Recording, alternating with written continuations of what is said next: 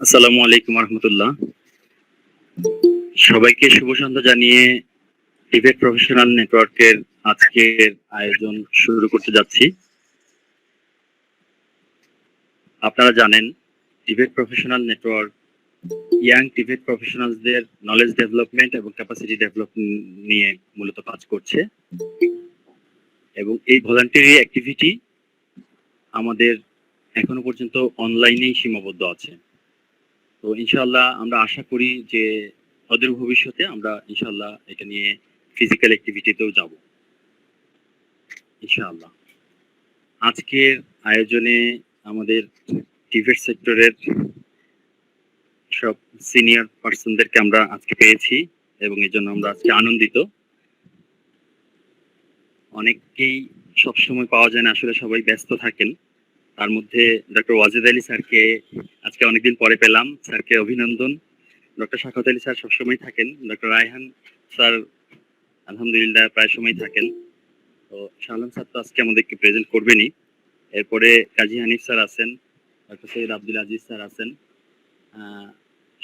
আমাদের কবি ভাই আছেন, আরো অন্যান্য যারা আছেন সবাইকেই আমরা আজকের আয়োজনে বিশেষভাবে স্বাগত জানাচ্ছি। আমাদের এই মুহূর্তে পার্টিসিপেন্ট 96 হয়ে গেছে, তো 100 হয়ে গেলে হয়তো বাকিদেরকে হয়তো আমরা হয়তো সুযোগ দিতে পারবো না, কারণ আজকের আমাদের লিঙ্কটা জেনারেল কমন লিঙ্ক, তো এখানে 100 পর্যন্তই লিমিটেশন। আজকে আমাদের সাথে আরো নতুনভাবে জয়েন করছেন জাহিদ আহমদ চৌধুরী স্যার, ঢাকা পলিটেকনিক থেকে। জাহিদ স্যারকে স্বাগত জানাচ্ছি। তো এই মুহূর্তে আমাদের পার্টিসিপেন্ট 100 জন হয়ে গেছে, তো আমার কাছে মনে হয় আর কাউকে হয়তো আমরা সুযোগ দিতে পারবো না, আমি দুঃখিত। এবং আমাদের অ্যারেঞ্জ রাখা হয়েছে, আমরা ফেসবুক লাইভে এটা দেখতে পাবেন, যারা জয়েন করতে পারবেন না তাদেরকে বলে দিতে পারেন। আর এর পাশাপাশি সবার অনুমতি নিয়ে আজকে প্রোগ্রাম রেকর্ডিং হচ্ছে, তো আশা করি আমরা হয়তো পরবর্তীতে যারা এই বিষয়গুলো জানতে চাবেন তারা হয়তো রেকর্ডিং আমরা যখন আমাদের পেজে দিব তখন আপনারা সেখান থেকে অন্য যারা জানার সুযোগ পাবে। তো আসলে আর কথা না বাড়িয়ে আজকের প্রোগ্রাম উপস্থাপন করার জন্য আমি ওভার করতে চাচ্ছি আজকের প্রোগ্রামের প্রেজেন্টার। আজকের বিষয় তো আপনারা জানেন, structure of newly approved Bangladesh national qualification framework, A paradigm shift of education and training system. এই বিষয়ের উপরে বিটিভির এনটিভিকিউ ডিভিশনের স্পেশালিস্ট আমাদের সকলের শ্রদ্ধাভাজন ডক্টর শাহ আলম মজুমদার স্যারকে তার উপস্থাপন করার জন্য অনুরোধ করছি। Over to doctor Shah Alam Majumdar sir. অনেক শুকরিয়া আল্লাহর কাছে। আমরা কোভিড উত্তর সিচুয়েশনে এখন কিছুটা ভালো অবস্থায় আছি এবং আমরা অনেকেই ফিরে আসতে পেরেছি এবং এক্সিস্ট করছি এই দুনিয়াতে আল্লাহর রহমতে। তো আমি প্রথমেই সবাইকে সালাম জানাতে চাই, আসসালামু আলাইকুম ওয়া রাহমাতুল্লাহ। আজকে আমার কথা কি শোনা যাচ্ছে? জি স্যার, শোনা যাচ্ছে স্যার। জি ভাই, পরিষ্কার শুনতে পাচ্ছি আমরা। স্যার শুনতে পাচ্ছি। আমরা বহুদিন পর আমি বিশেষ করে আপনাদের সামনে আবার উপস্থিত হয়েছি। আপনারা জানেন যে টিবেট প্রফেশনাল নেটওয়ার্ক ভলান্টিয়ারলি বাংলাদেশে স্কিলস ডেভেলপমেন্টের এবং টিবেটের বিভিন্ন এরিয়াতে সবাইকে সচেতন করার জন্য কাজ করে যাচ্ছে এবং নিজেদের professional development, ethical standard development এবং বাংলাদেশকে একটা সুখী সমৃদ্ধ বাংলাদেশ হিসেবে দেখার মানুষে কাজ করছে। এও আপনারা জানেন যে school for civilized skill society 2020 সালের 15ই মে কিছু উদ্যোগী সরকারি বেসরকারি উদ্যোক্তাদের সমন্বয়ে গঠিত হয়েছিল। সেখানে আমরা কোভিডকালীন সময়ে যথেষ্ট পরিমাণ ওয়েবিনার করেছি, সচেতন করতে চেষ্টা করেছি। আমাদের যারা আমরা আছি একে অপরের কাছ থেকে শিখেছি। আপনাদেরও অনেকেই সেগুলোতে প্রেজেন্টেশন করেছেন। তো সেইগুলোর ব্যস্ততার কারণে সেটাকে কন্টিনিউ করা যায়নি। বহুদিন ধরে বোরহান হামজা সহ অনেকেই বলছিলেন এবং স্কুল ফর সিভিলাইজড স্কিল সোসাইটিকেও সচল রাখার জন্য বারবার টাকাটা দিচ্ছিলেন বিভিন্ন জন। আমি এটাকে কন্টিনিউ করতে পারছিলাম না আমার ব্যস্ততার জন্য। তো গত সপ্তাহের আগে বোরহান হামজা আবার আমাকে যখন অ্যাপ্রোচ করলো, তখন আমার মনে হলো যে আমরা যে বাংলাদেশ কোয়ালিফিকেশন ফ্রেমওয়ার্কের প্রস্তাব করেছিলাম সেটা এখন একেবারেই ইমপ্লিমেন্টেশনের দ্বার প্রান্তে। এটা অ্যাপ্রুভ হয়েছে। তো সেই অ্যাপ্রুভ ফ্রেমওয়ার্কটা এখনো গভর্নমেন্ট ডিসেমিনেট করে নাই।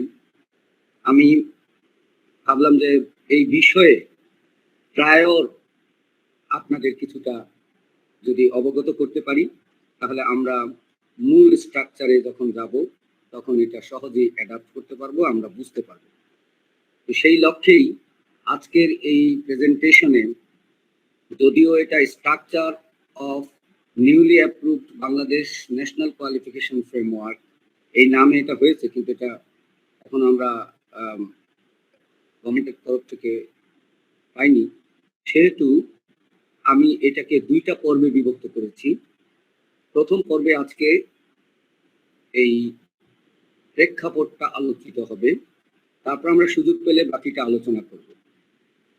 তো আর school for civilized skill society এটা সম্পর্কে আপনারা সবাই মোটামুটি অবগত, তবে এইটার মোটো সম্পর্কেও আমি একটু বলতে চাই, যেহেতু এটার ফাউন্ডেশনের অন্যতম একজন আমি। এটা 4টা মটো নিয়ে এবং একটা ফিলোসফি নিয়ে গঠিত হয়েছিল। ফিলোসফিটা হচ্ছে life long learning at anywhere, any time and anyway. আর 4টা মটো ছিল, একটা হচ্ছে surrender to creator, skillful adaption, social regulation এবং গ্লোবাল কম্পিটিটিভনেস। এই 4টা মটো এবং ফিলোসফি নিয়ে আমরা সিভিলাইজড একটা বাংলাদেশ গঠন করার চিন্তা এবং মানুষের এই প্রতিষ্ঠানটা গড়ে তুলেছিলাম। আজকে প্রথম পর্বে যে বিষয়টা আমরা আলোচনা করব সেটা হচ্ছে national qualification framework, A tool for matching qualification with occupation. এই প্রেজেন্টেশনটার পরে আমরা ওপেন ডিসকাশনে যাব এবং কোশ্চেন আনসার সেশন হবে, দেন সামারাইজেশন, ক্লোজিং রিমার্কস দিয়ে আমাদের আজকের প্রোগ্রাম শেষ হবে। ওপেন ডিসকাশনে অংশগ্রহণ করবেন আপনারা। আমি বরাবরের মতো যেভাবে বলি, এই প্রোগ্রাম শুরুর আগে ভালো একটা সেশন সম্পন্ন করার জন্য কতগুলো ইটিকেট আমরা মেনে চলব। যেমন সেশন চলাকালে আমরা আমাদের মাইকটা মিউট অবস্থায় রাখবো। আমরা যদি কথা বলতে চাই তাহলে চ্যাট বক্সে বা কিউএ বক্সে প্রশ্ন বা মতামত লিখবো। চ্যাট বক্সে লিখতে কোনো সমস্যা হলে তাৎক্ষণিক হ্যান্ড রেইজ বাটনে ক্লিক করে প্রেজেন্টারের দৃষ্টি আকর্ষণ করার চেষ্টা করব। যদিও এটা জুমে এই সুযোগটা আছে, আমি দুঃখিত। আমরা ইচ্ছা করলে জুমে সেটা দিতে পারতাম, কিন্তু আমি ভেবেছিলাম যে এত হয়তো পার্টিসিপেন্ট হবে না, যার কারণে ইউজুয়াল প্রফেশনাল টিবেট নেটওয়ার্ক যে লিঙ্কটা ব্যবহার করি সেই লিঙ্কটাই আমরা ব্যবহার করেছি। কিন্তু অনেকেই হয়তো আজকে যারা ইচ্ছা আছে সরাসরি এখানে ঢোকার, তারা হয়তো ঢুকতে পারেননি, এজন্য দুঃখ প্রকাশ করছি। মডারেটর আপনাকে কথা বলতে বললে স্ক্রিনের নিচ দিকে বায়ে মাইকের চিহ্ন থাকে, সেটা আনমিউট করে কথা বলবেন। অন্য আরেকজন কথা বলার মাঝখানে কথা না বলি এবং ক্যামেরা অন রেখে অন্য কাজ না করি। যদি কোনো ইমার্জেন্সি কল আসে বা জরুরি কোনো কাজ করতে হয় তবে তার ক্যামেরা অফ করে করবে। পোশাক এবং অবয়ব প্রদর্শনযোগ্য না হলে দয়া করে ক্যামেরা অফ রাখবো, এতে অনুষ্ঠানের সৌন্দর্য বজায় থাকে। পুরাতন এই কথাগুলো আবার একটু বললাম এই জন্য, আজকে এই 2 বছরের মাথায় কোভিডে আমরা এই ইটিকেট গুলো অলরেডি অ্যাডাপ্ট হয়ে গিয়েছি। আমরা এই সমস্যাগুলো এখন আমাদের তৈরি হয় না, কিন্তু আমি সেই পিছনের কথাগুলোকে স্মরণ করে আবার আপনাদের সামনে এই কথাগুলো বলেছি। আমি মূল জায়গায় যাওয়ার আগে এখানে একটা কথা লেখা আছে এবং কতগুলো ছবি আছে। একটা কথা, একটা সেন্টেন্স এবং একটা বাণী বলা যায় এটা। Intelligence without ambition is a bird without wings. অর্থাৎ একটা পাখির পাখা ছাড়া বুদ্ধি থাকলে, যদি লক্ষ্য না থাকে, তাহলে এই বুদ্ধি হচ্ছে পাখির পাখা ছাড়া বাকি অংশটা শরীরে, অর্থাৎ সেটা কোনো কাজই লাগে না। এই কথাটা কে বলেছে? কেউ কি বলতে পারবেন আপনাদের মধ্যে? কারো জানা আছে? আচ্ছা, বলেছেন সালভেডর ডালি। সালভেডর ডালি, এই ভদ্রলোক, এই হচ্ছে তার চেহারা।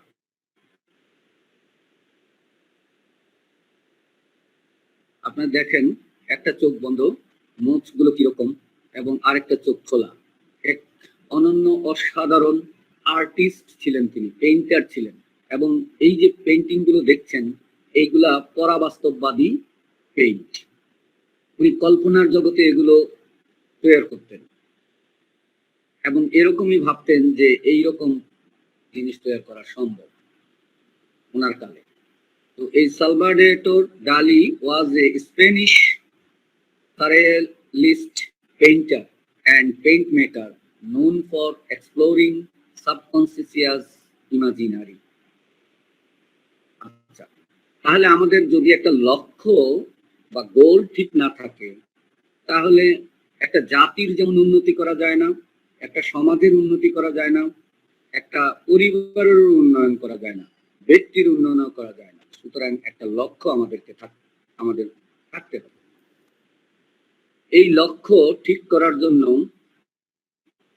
ক্লাসিফাইড ওয়ার্কফোর্স, অর্থাৎ একটা জাতির জন্য ক্লাসিফাইড ওয়ার্কফোর্স তৈরি করার চিন্তাটা আইএলও প্রথম করেছিল এবং সেই জার্নি শুরু হয়েছিল 1912 সালে এবং এটা পরবর্তীতে 2008 সালে ইসকো নাম ধারণ করে, international standard classification of occupation নাম ধারণ করে এটা একটা স্ট্যান্ডার্ডাইজেশনের মধ্যে এসছে এবং 2020 সালে এটা নিউ ভার্সনও বের হওয়ার পথে।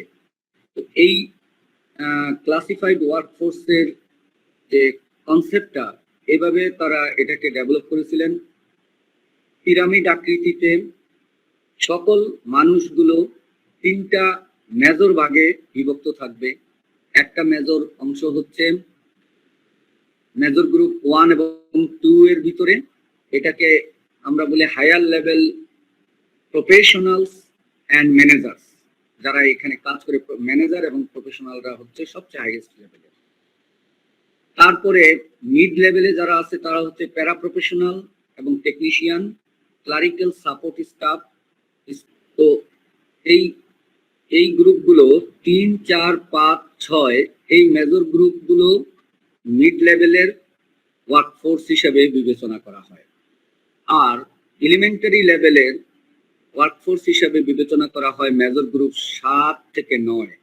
7-এ হচ্ছে ক্রাফট এবং ট্রেড ওয়ার্কার্স, 8-এ হচ্ছে plant or machine operation or assemble workers, এবং 9-এ হচ্ছে এলিমেন্টারি ওয়ার্কার্স, অর্থাৎ আমরা যাদেরকে একেবারেই ম্যানুয়াল কাজ করে যারা, বিশেষত এলিমেন্টারি লেভেলে। তারপরে এর একটু উপরে হচ্ছে প্লান্ট এবং মেশিন অপারেশন যারা করে, অ্যাসেম্বলের কাজ যারা করে, এবং তার উপরে হচ্ছে ক্রাফট এবং ট্রেড ওয়ার্কার্স। তাহলে আমরা এডুকেশন সিস্টেমকে এভাবে যদি না সাজাই, অর্থাৎ কোন লেভেলের লোকের জন্য কতটুকু এডুকেশন দরকার, কতটুকু কোয়ালিফিকেশন দরকার, অকুপেশন কোন স্ট্যান্ডার্ডের দরকার, এটা না বুঝলে আমরা কিন্তু, এবং সেই বুঝ অনুযায়ী যদি আমরা ওয়ার্কফোর্স ডেভেলপ না করি এবং তাদেরকে যথাযথ জায়গায় প্লেসমেন্ট না করি, তাহলে দেশের প্রোডাক্টিভিটি বাড়বে না, দেশের প্রোডাক্টিভিটি না বললে আমাদের যে লক্ষ্য 2041 সাল উন্নত দেশ করা সেটাও অর্জিত হবে না।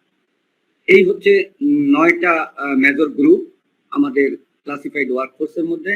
এই 9টা মেজর গ্রুপ ছাড়াও আর্মিদের জন্য একটা স্পেশাল গ্রুপ আছে, সেই গ্রুপটার নাম হচ্ছে মেজর গ্রুপ 0, এবং এই গ্রুপের ভিতরে এই ম্যানেজার থেকে এলিমেন্টারি ওয়ার্কার্স তথা সৈনিক পর্যন্ত সকল গ্রুপ অন্তর্ভুক্ত।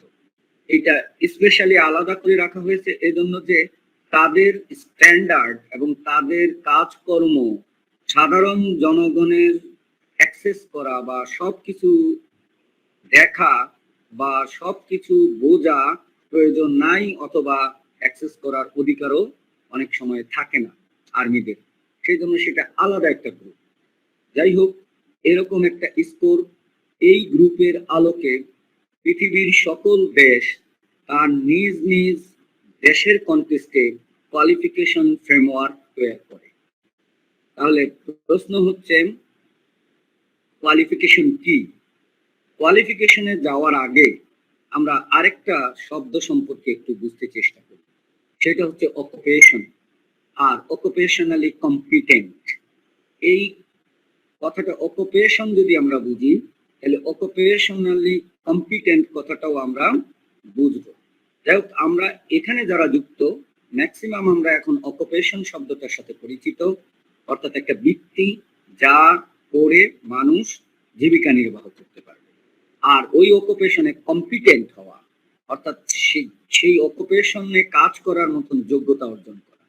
তাহলে আমরাই যদি প্রশ্ন করি এই এই ফ্লো চার্টের মধ্যে ফেলে যে আমি কি কম্পিটেন্ট কিনা, প্রশ্ন হচ্ছে do you have any accredited qualification, আমি কম্পিটেন্ট কিনা সেটা আমি যাচাই করছি এই ফ্লো চার্ট দিয়ে। Do you have any accredited qualification? যদি ইয়েস হয় তাহলে আবার প্রশ্ন হচ্ছে ওয়াজ ইট অ্যাচিভড রিসেন্টলি, এটা কি সাম্প্রতিককালে অর্জিত হয়েছে?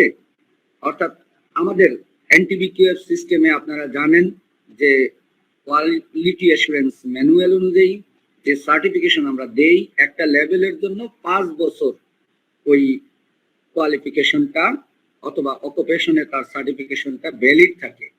তাহলে ওয়াজ ইট অ্যাচিভড রিসেন্টলি, এইটা কি এখন এই রিসেন্টলি অর্জিত হয়েছে, না এটা অনেক 5 বছর 10 বছর 15-20 বছর আগে অর্জিত হয়েছে?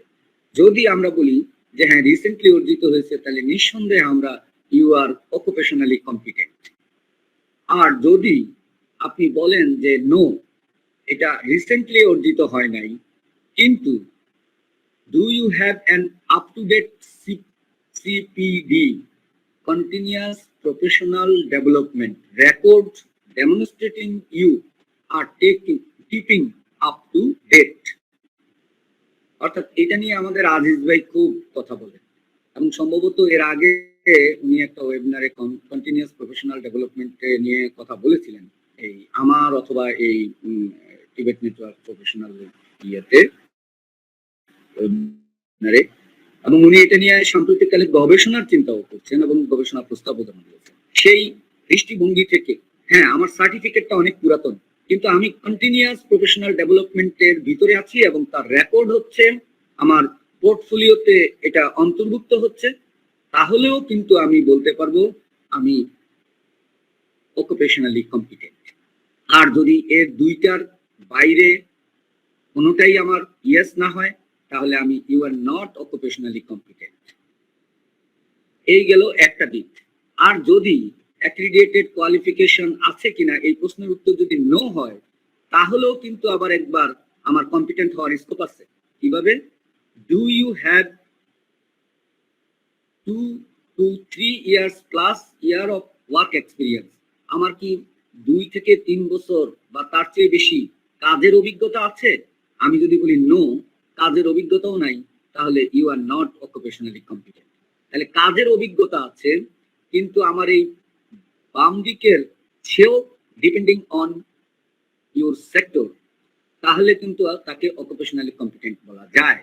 এখন এই যে এইটা কিভাবে করব, এই যে ওয়ার্ক এক্সপিরিয়েন্স, সে যে কাজ করছে সেইটা যদি ন্যাশনাল স্ট্যান্ডার্ডের সাথে মিলিয়ে তাকে পোর্টফোলিও অ্যানালাইসিস হোক আর অ্যাসেসমেন্ট করে হোক, তাকে যদি আমরা দেখি যে সে সেই কাজটা করতে পারে, তাহলে কিন্তু তাকে আমরা কম্পিটেন্ট বলতে পারি। অর্থাৎ এই ফ্লো চার্টের মাধ্যমেই আমরা RPL, recognition of prior learning, এটাকে দিতে পারি। আবার কোন কোন ইন্ডাস্ট্রি এক্সপিরিয়েন্স লোকদেরকে, তো এইরকম ভাবে একজন লোককে আমরা অকুপেশনালি কম্পিটেন্ট হিসাবে ঘোষণা করতে পারি অথবা রিকগনিশন করতে পারি। এখন আসেন, কোয়ালিফিকেশন কথাটা আমরা সবসময়ই শুনে আসছি, তাহলে কোয়ালিফিকেশন কি? এই সার্টিফিকেট গুলো যদি থাকে, মানে আমি কোনো সংজ্ঞায় যেতে চাচ্ছি না, বুঝাতে চাচ্ছি, আমরা শুনেছি যে ফার্স্ট ওয়ার্ল্ডে এই একজন নাপিতকে সার্টিফিকেট থাকতে হয়, নাপিতের, নাইলে সে সেলুনের চুল কাটতে পারে না। একজন সার্টিফাইড প্লাম্বার থাকতে, প্লাম্বারের যদি সার্টিফিকেট না থাকে কম্পিটেন্ট কোয়ালিফিকেশন ফ্রেমওয়ার্ক অনুযায়ী, তাহলে তাকে প্লাম্বার বলা হয় না এবং সে কাজও পায় না উন্নত বিশ্বে। ঠিক তেমনি কার্পেন্টারের যদি সার্টিফিকেট না থাকে, মেম্বারশিপ না থাকে, যেমন আমরা বলি যে আইবির মেম্বারশিপ, বিএম এর মেডিকেলের মেম্বার না হলে, মেডিকেল অ্যাসোসিয়েশনের মেম্বার না হলে ডাক্তার হিসেবে প্র্যাকটিস করতে পারে না। ঠিক তেমনি এলিমেন্টারি লেভেলের যেসব অকুপেশন আছে ওইগুলো হচ্ছে প্রফেশনাল লেভেলের, কিন্তু এলিমেন্টারি লেভেলে যেসব অকুপেশন আছে সেখানেও সার্টিফিকেটের দরকার হয় এবং তাদের এক একটা অর্গানাইজেশন থাকতে পারে, প্রফেশনাল অর্গানাইজেশন, সেখানকার মেম্বারশিপ না থাকলে তাকে আমরা কোয়ালিফাইড লোক বলতে পারি না। তেমনি পাইলটের লাইসেন্স থাকতে পারে, মেডিকেল লাইসেন্স থাকতে পারে, তারপরে হচ্ছে ওয়েল্ডার, মাস্টার ওয়েল্ডার, এরকম সার্টিফিকেট থাকতে পারে। এগুলো ভেন্ডর সার্টিফিকেশন আছে, ন্যাশনাল কোয়ালিফিকেশন সার্টিফিকেশন আছে। এইগুলো যদি না থাকে তাহলে কিন্তু একজনকে আমরা কোয়ালিফাইড বলতে পারি না। তাহলে কোয়ালিফিকেশন কি আমি সংজ্ঞায় না গিয়ে এই সার্টিফিকেট গুলো থাকা অথবা এই সার্টিফিকেশন থাকার মতো স্বীকৃতি দেওয়া, পোর্টফোলিও স্বীকৃতি দেওয়া, আরপিএল এর মাধ্যমে স্বীকৃতি দেওয়াকে কোয়ালিফিকেশন বলা হয়। An official record showing that you have finished a training course or have the necessary skills, এইটা যদি থাকে তাহলে আমরা এটাকে বলি কোয়ালিফিকেশন। এখন এই কোয়ালিফিকেশন দুই রকম, একটা হচ্ছে এডুকেশনাল কোয়ালিফিকেশন আর একটা হচ্ছে অকুপেশনাল কোয়ালিফিকেশন। এডুকেশনাল কোয়ালিফিকেশন এবং অকুপেশনাল কোয়ালিফিকেশন। এখন আমি আসি, এই যে কোয়ালিফিকেশন সেটা অর্জন করার জন্য অকুপেশনের সাথে কোয়ালিফিকেশনের একটা রিলেশনশিপ আছে। তাহলে আমি অকুপেশন যদি বলি তাহলে হোয়াট ইজ অকুপেশন আগেও বলছি, এখন এটাকে একটা স্ট্রাকচার্ড সংজ্ঞার মধ্যে যদি নিয়ে আসি তাহলে এরকম, an occupation consists of a number of jobs, মানে কয়েকটা জব নিয়ে একটা অকুপেশন গঠিত হয়, উইথ ওভারল্যাপিং টাস্ক। অর্থাৎ ওই এক জবের মধ্যে যে টাস্ক আছে অন্য জবের মধ্যে সেই টাস্কটাও থাকতে পারে। তাহলে ওভারল্যাপিং টাস্ক সহ যদি আমরা অনেকগুলো জবকে একত্র করি এবং ক্লাস্টার করি, তাহলে ওই জবগুলো, সিমিলার জবগুলো একত্রিত হয়ে এবং ওভারল্যাপিং টাস্কগুলো একত্রিত হয়ে একটা অকুপেশন গঠিত হয়। আপনারা এই চিত্র থেকে খেয়াল করেন, এখানে জব, এইটা একটা জব, এটা একটা জব, এটা একটা জব, এবং একটা জবকে ভাঙলে কি পাওয়া যায়? টাস্ক, টাস্ক, টাস্ক, টাস্ক, মানে নাম্বার অফ টাস্ক পাওয়া যায়, এবং টাস্ককে ভাঙলে পাওয়া যায় number of task element, task element, task element, task element. তো এখন এই অকুপেশনাল নিডটা আমরা বুঝতে পারি কিভাবে? এই জব, টাস্ক এবং টাস্ক এলিমেন্ট সে সম্পন্ন করছে কিভাবে। এখন এই বিষয়টা ইন্ডাস্ট্রির লোকরা এই টার্মগুলো ব্যবহার করে, যেমন ইন্ডাস্ট্রি পার্সপেক্টিভে mostly needed to understand by the industry persons, এই এই বিষয়গুলো ইন্ডাস্ট্রি পার্সনদেরকে জানার প্রয়োজন হয়, এই টার্মস গুলো। এবং job description in terms of duties and responsibilities, অর্থাৎ একজনের ডিউটিজ রেসপন্সিবিলিটিস গুলোকে যদি আমি জব টাস্ক এবং টাস্ক এলিমেন্টে বিভক্ত করে ডিফাইন করতে পারি, তাইলে এটাকে আমরা বলি অকুপেশনাল নিড। এবং অকুপেশনাল নিডকে আরেক অর্থে বলা হয় রেগুলেশন। যদি এটা এই ন্যাশনাল স্ট্যান্ডার্ডের মধ্যে নিয়ে আসা হয় তখন ন্যাশনাল রেগুলেশন বলা হয়, অথবা বলা হয় অকুপেশনাল স্ট্যান্ডার্ড। তো আমরা এটার সাথে একটা রিলেশন আছে, সেই জন্য আমরা এটা আলোচনায় আনলাম। এখন দেখেন আমাদের দেশের অবস্থাটা কি, সেটা হচ্ছে the most appropriate level of studies for the job। এইটা যদি আমরা ম্যাচিং করতে যাই, আমরা আমাদের দেশে যে ঘটনাগুলো এখন ঘটতেছে, সারা ওয়ার্ল্ডেও যে ঘটনাগুলো ঘটতেছে তার একটা দেখেন। এখানে হরিজন্টাল এবং ভার্টিক্যাল কতগুলো ব্লক দেয়া আছে। এই ব্লকের মধ্যে সবচেয়ে উপরে বাম দিকে দেখেন নো মিসম্যাচ, এডিকুয়েট ম্যাচিং। যদি কিভাবে ম্যাচিং হয়, graduate in medicine working as a medical doctor, এটা দিয়ে বোঝায় যে সে গ্রাজুয়েট হয়েছে মেডিসিনের উপর এবং সে একজন ডাক্তার হিসেবে কাজ করছে। তার মানে জবের সাথে অকুপেশনের ম্যাচিং হচ্ছে, অর্থাৎ অকুপেশন এবং তার যে কোয়ালিফিকেশন সেটা ম্যাচ করছে। আবার ডান দিকেটা আসেন হরিজন্টাল মিসম্যাচ। এটা বিএ পাস করছে সোশিওলজিতে একজন, working as director of production and operation. Production এবং অপারেশনে কাজ করার কথা ইঞ্জিনিয়াররা, অথবা হায়ার লেভেলের ম্যানেজমেন্টের লোকেরা। তো সেই লোকটা যদি এই প্রোডাকশন এবং অপারেশনে যদি বিএ পাস একজন, সোশিওলজিতে বিএ পাস একজন লোক কাজ করে, তাহলে এটা হচ্ছে হরিজন্টাল মিসম্যাচ। আবার ভার্টিক্যাল এবং ভার্টিক্যাল মিসম্যাচ একটা আছে, সেটা কি বিএ পাস একজন লোক, ইকোনমিক্সে পাস করছে BA, working as an accounting and bookkeeping clerk. তাহলে ইকোনমিক্স সাবজেক্টটা পাস করলো আর কাজ করছে অ্যাকাউন্টিং এবং বুক কিপিং এর সাথে। ইকোনমিক্সে দেখেন কিছু কিছু ক্যালকুলেশনের বিষয় আছে, কিছু কিছু অ্যাকাউন্টিং এর বা পড়াশোনা যেমন আছে, তেমনি সে ইকোনমিক্স নিয়ে, অর্থনৈতিক বিভিন্ন বিষয় নিয়ে চিন্তা করা দরকার, সেখানে কিছুটা ম্যাচিং করে। কিন্তু ভার্টিক্যালি আমি যদি বলি, ভার্টিক্যালি মানে উপরের দিকে যদি এই এটার সাথে ম্যাচিং করা হয়, তাহলে দেখা যায় যে এটা ভার্টিক্যাল মিসম্যাচ হচ্ছে। আবার ভার্টিক্যাল এবং হরিজন্টাল উভয় প্রকার মিসম্যাচ হয়। যেমন bachelor degree in biology working as a kitchen helper, দুই ধরনের মিসম্যাচ। কিভাবে? সে ব্যাচেলর ডিগ্রিধারী কিন্তু সে কিচেন হেল্পার হিসেবে কাজ করছে। অর্থাৎ আমাদের দেশে শত শত মাস্টার ডিগ্রিধারীরা এখন পিয়নের কাজ করে। এটা কোন ধরনের মিসম্যাচ? কেউ কি বলতে পারেন? একজন এমএ পাস লোক যখন box 4 vertical and horizontal both. না, ব্যাচেলর ডিগ্রিধারী, ব্যাচেলর ডিগ্রি, আমি এই ব্যাচেলর ডিগ্রিধারী বায়োলজির কথা বলি না, আমি বলছি এমএ পাস একজন, সে কাজ করছে একজন হেল্পার, কিচেন হেল্পার হিসাবে। তাহলে এটা কোন ধরনের মিসম্যাচ? এটা ভার্টিক্যাল এন্ড হরিজন্টাল স্যার। আমি মনে করি শুধু ভার্টিক্যাল। না, শুধু ভার্টিক্যাল। কারণ সে এইখানে জব করার কথা না, সে অনেক উপরের লেভেলে, ভার্টিক্যালি অনেক উপরের লেভেলে জব করার কথা, কিন্তু সে একদম কিচেন হেল্পার হিসেবে কাজ করছে লোয়েস্ট লেভেলে। সো এটা ভার্টিক্যাল মিসম্যাচ। কিন্তু আবার যখন এটা হয়েছে কি বায়োলজিতে পাস করছে, তো বায়োলজির সাথে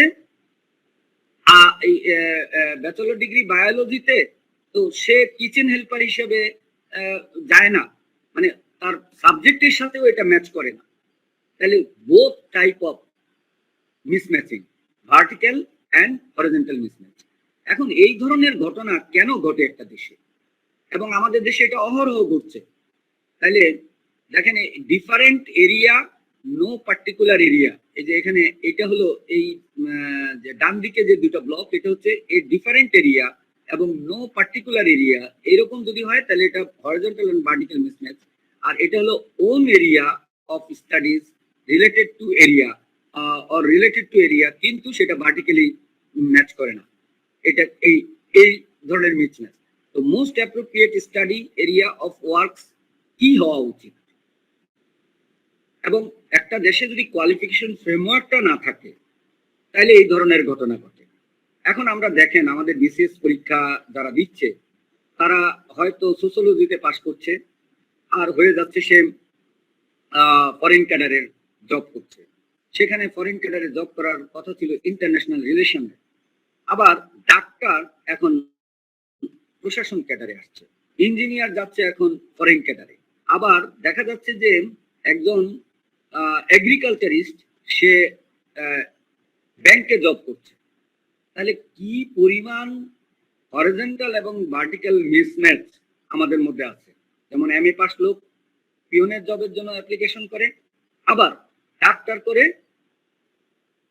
পুলিশ হওয়ার জন্য, আবার ইঞ্জিনিয়ার করে ম্যাজিস্ট্রেট হওয়ার জন্য। এই যে এই ঘটনাগুলো কেন ঘটে, সেটা হচ্ছে যখন অকুপেশনের সাথে কোয়ালিফিকেশনের কোনো ম্যাচিং না থাকে এবং তার জন্য কোনো ফ্রেমওয়ার্ক দেশে না থাকে।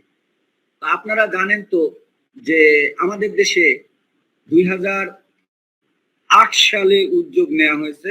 সেই উদ্যোগের সাথে আমাদের এখানে আলহামদুলিল্লাহ ওয়াজেদ স্যার এখানে উপস্থিত আছেন। উনি একেবারে প্রথম ভেরি বিগিনিং থেকে সেটার সাথে জড়িত ছিলেন। সেই উদ্যোগটা নেওয়ার সময় উনি বড়জোর 6 লেভেল পর্যন্ত যেতে পেরেছিলেন, এবং তাও কনভিন্সড করতে হয়েছে তাকে কোনো একটা প্রফেশনাল অর্গানাইজেশনকে। বাকিদেরকে কিন্তু উনি ফ্রেমওয়ার্কের ভিতরে আনতে পারেননি। তো এইরকম একটা পরিস্থিতিতে দেশে একটা কোয়ালিফিকেশন ফ্রেমওয়ার্ক থাকা খুব জরুরি, এবং পৃথিবীর সকল দেশেই মোটামুটি ডেভেলপিং কান্ট্রি যতগুলো আছে সব দেশেই এখন ফ্রেমওয়ার্ক হয়ে গেছে। সদ্য স্বাধীন আমি একটা স্টাডি করতে গিয়ে দেখলাম সুদান 2011 সালে তারা স্বাধীন হয়েছে, তারাও কিন্তু একটা কোয়ালিফিকেশন ফ্রেমওয়ার্ক ডেভেলপ করেছে, এবং সেই ফ্রেমওয়ার্কটা প্রথম ডেভেলপমেন্টেই তারা হরিজন্টাল এবং ভার্টিক্যাল সব কভার করে করেছে, অর্থাৎ হলিস্টিক হাইয়েস্ট লেভেল থেকে লোয়েস্ট লেভেল পর্যন্ত। আমরা স্বাধীনতা অর্জন করেছি আজকে 50 বছরের কাছাকাছি, 50 বছর উদযাপন করলাম আমরা কিন্তু এখনো যেটা নিয়ে কাজ করছি সেটা হচ্ছে national technical vocational qualification framework নিয়ে, এবং সেটা লেভেল 6 পর্যন্ত। কিন্তু আলহামদুলিল্লাহ আমাদের মধ্যে এই বোধ সৃষ্টি হয়েছে যে আমাদের হোলিস্টিক কোয়ালিফিকেশন ফ্রেমওয়ার্ক দরকার, আর এই হোলিস্টিক কোয়ালিফিকেশন ফ্রেমওয়ার্কটাই হচ্ছে ন্যাশনাল কোয়ালিফিকেশন ফ্রেমওয়ার্ক। এই অবস্থায় আমরা এই একটা কোয়ালিফিকেশন ফ্রেমওয়ার্ক বা কোয়ালিফিকেশন কিভাবে ডেভেলপ হয় এবং সেটা কিভাবে অকুপেশনের সাথে ম্যাচিং হয়, এই বিষয়টা এখানে একটা চিত্রের মাধ্যমে দেখানো হচ্ছে। প্রশ্ন যদি করি, what student will be able to do, এটার উত্তর হচ্ছে লার্নিং আউটকাম। অর্থাৎ কোয়ালিফিকেশন ফ্রেমওয়ার্কের আওতায় যে কোয়ালিফিকেশনটা দেওয়া হবে তাতে একটা লার্নিং আউটকাম অবশ্যই থাকতে হবে। 2 নম্বর হচ্ছে ওখানে তাকে ক্রেডিট দিতে হবে, অর্থাৎ সে দি ইয়ারস্টিক টু মেজার স্টুডেন্ট লার্নিংটাকে মেজার করার জন্য একটা ইয়ারস্টিক আমরা ব্যবহার করব। সেই ইয়ারস্টিকটা কি হচ্ছে? ক্রেডিট। যেমন আমরা মার্কিং সিস্টেমে এখন first division, second division, third division দেই, এইটাও একটা ক্রেডিট। আমরা গ্রেডিং সিস্টেমে তাদের বিভিন্ন ধরনের গ্রেড দেই, সেটাও ক্রেডিট। কিন্তু সেই ক্রেডিট যখন দেই তখন তার টোটাল কোয়ালিফিকেশনের যে তিনটা মেজর এরিয়া ডোমেইন সেইগুলোকে সে কভার করে কিনা, সেটা যদি কোয়ালিফিকেশন ফ্রেমওয়ার্ক না হয় তাহলে ওই তিনটা মেজর এরিয়া বা ডোমেইনকে কভার করা নিশ্চিত করা যায় না। যেমন আমাদের বেশিরভাগ এখন জেনারেল এডুকেশনের সার্টিফিকেট গুলো দেওয়া হয় মূলত কগনিটিভ স্কিলস বা কগনিটিভ নলেজ মেজারমেন্টের মাধ্যমে, লিখিত পরীক্ষার মাধ্যমে। তাহলে তো এটা কোয়ালিফিকেশনের যে ক্রেডিট সেটাকে অ্যাকমপ্লিশ করে না, লার্নিং আউটকামের সবগুলো ডোমেইনকে কমপ্লাই করে না। এখন কেউ কি বলতে পারবেন লার্নিং ডোমেইনের এই তিনটা এরিয়া কি কি? আমি জানি এখানে সবাই জানেন, কেউ একজন ভলান্টিয়ারই বলেন। সাইকোমোটর আর affective. Cognitive, cognitive, psychomotor, psychomotor এবং affective domain. Knowledge, head, heart. এইটা সরল ভাষায় যদি বলি আমরা, তাহলে জানা, পারা, মানা। অর্থাৎ জানে সেটা হলো কগনিটিভ, পারে সেটা হলো সাইকোমোটর, হ্যান্ডস অন পারাটা সাইকোমোটর, এবং মানে আসলে অনেকক্ষণ থ্যাংক ইউ স্যার। ওই যিনি এই কাজটা করছেন আমি ভাবছিলাম আমরা এখন সবাই কিন্তু এগুলো ব্যবহারে অভ্যস্ত হয়ে গেছি, এখনো আমাদের হয়তো এই আরো কিছু ঘাটতি রয়ে গেছে, তবে উনি একটা ভালো কাজ করেছেন। এটা হচ্ছে কন্টিনিউয়াস 16 মিনিটের বেশি যদি এরকম লেকচার দেওয়া হয় তাহলে মনোসংযোগ চলে যায়। তারপরে আসেন তাহলে ক্রেডিট দিতে হবে। আর আরেকটা হচ্ছে the frame within which student learning is packed. Packed মানে কি? কেউ কি বলতে পারবেন প্যাকড মানে কি?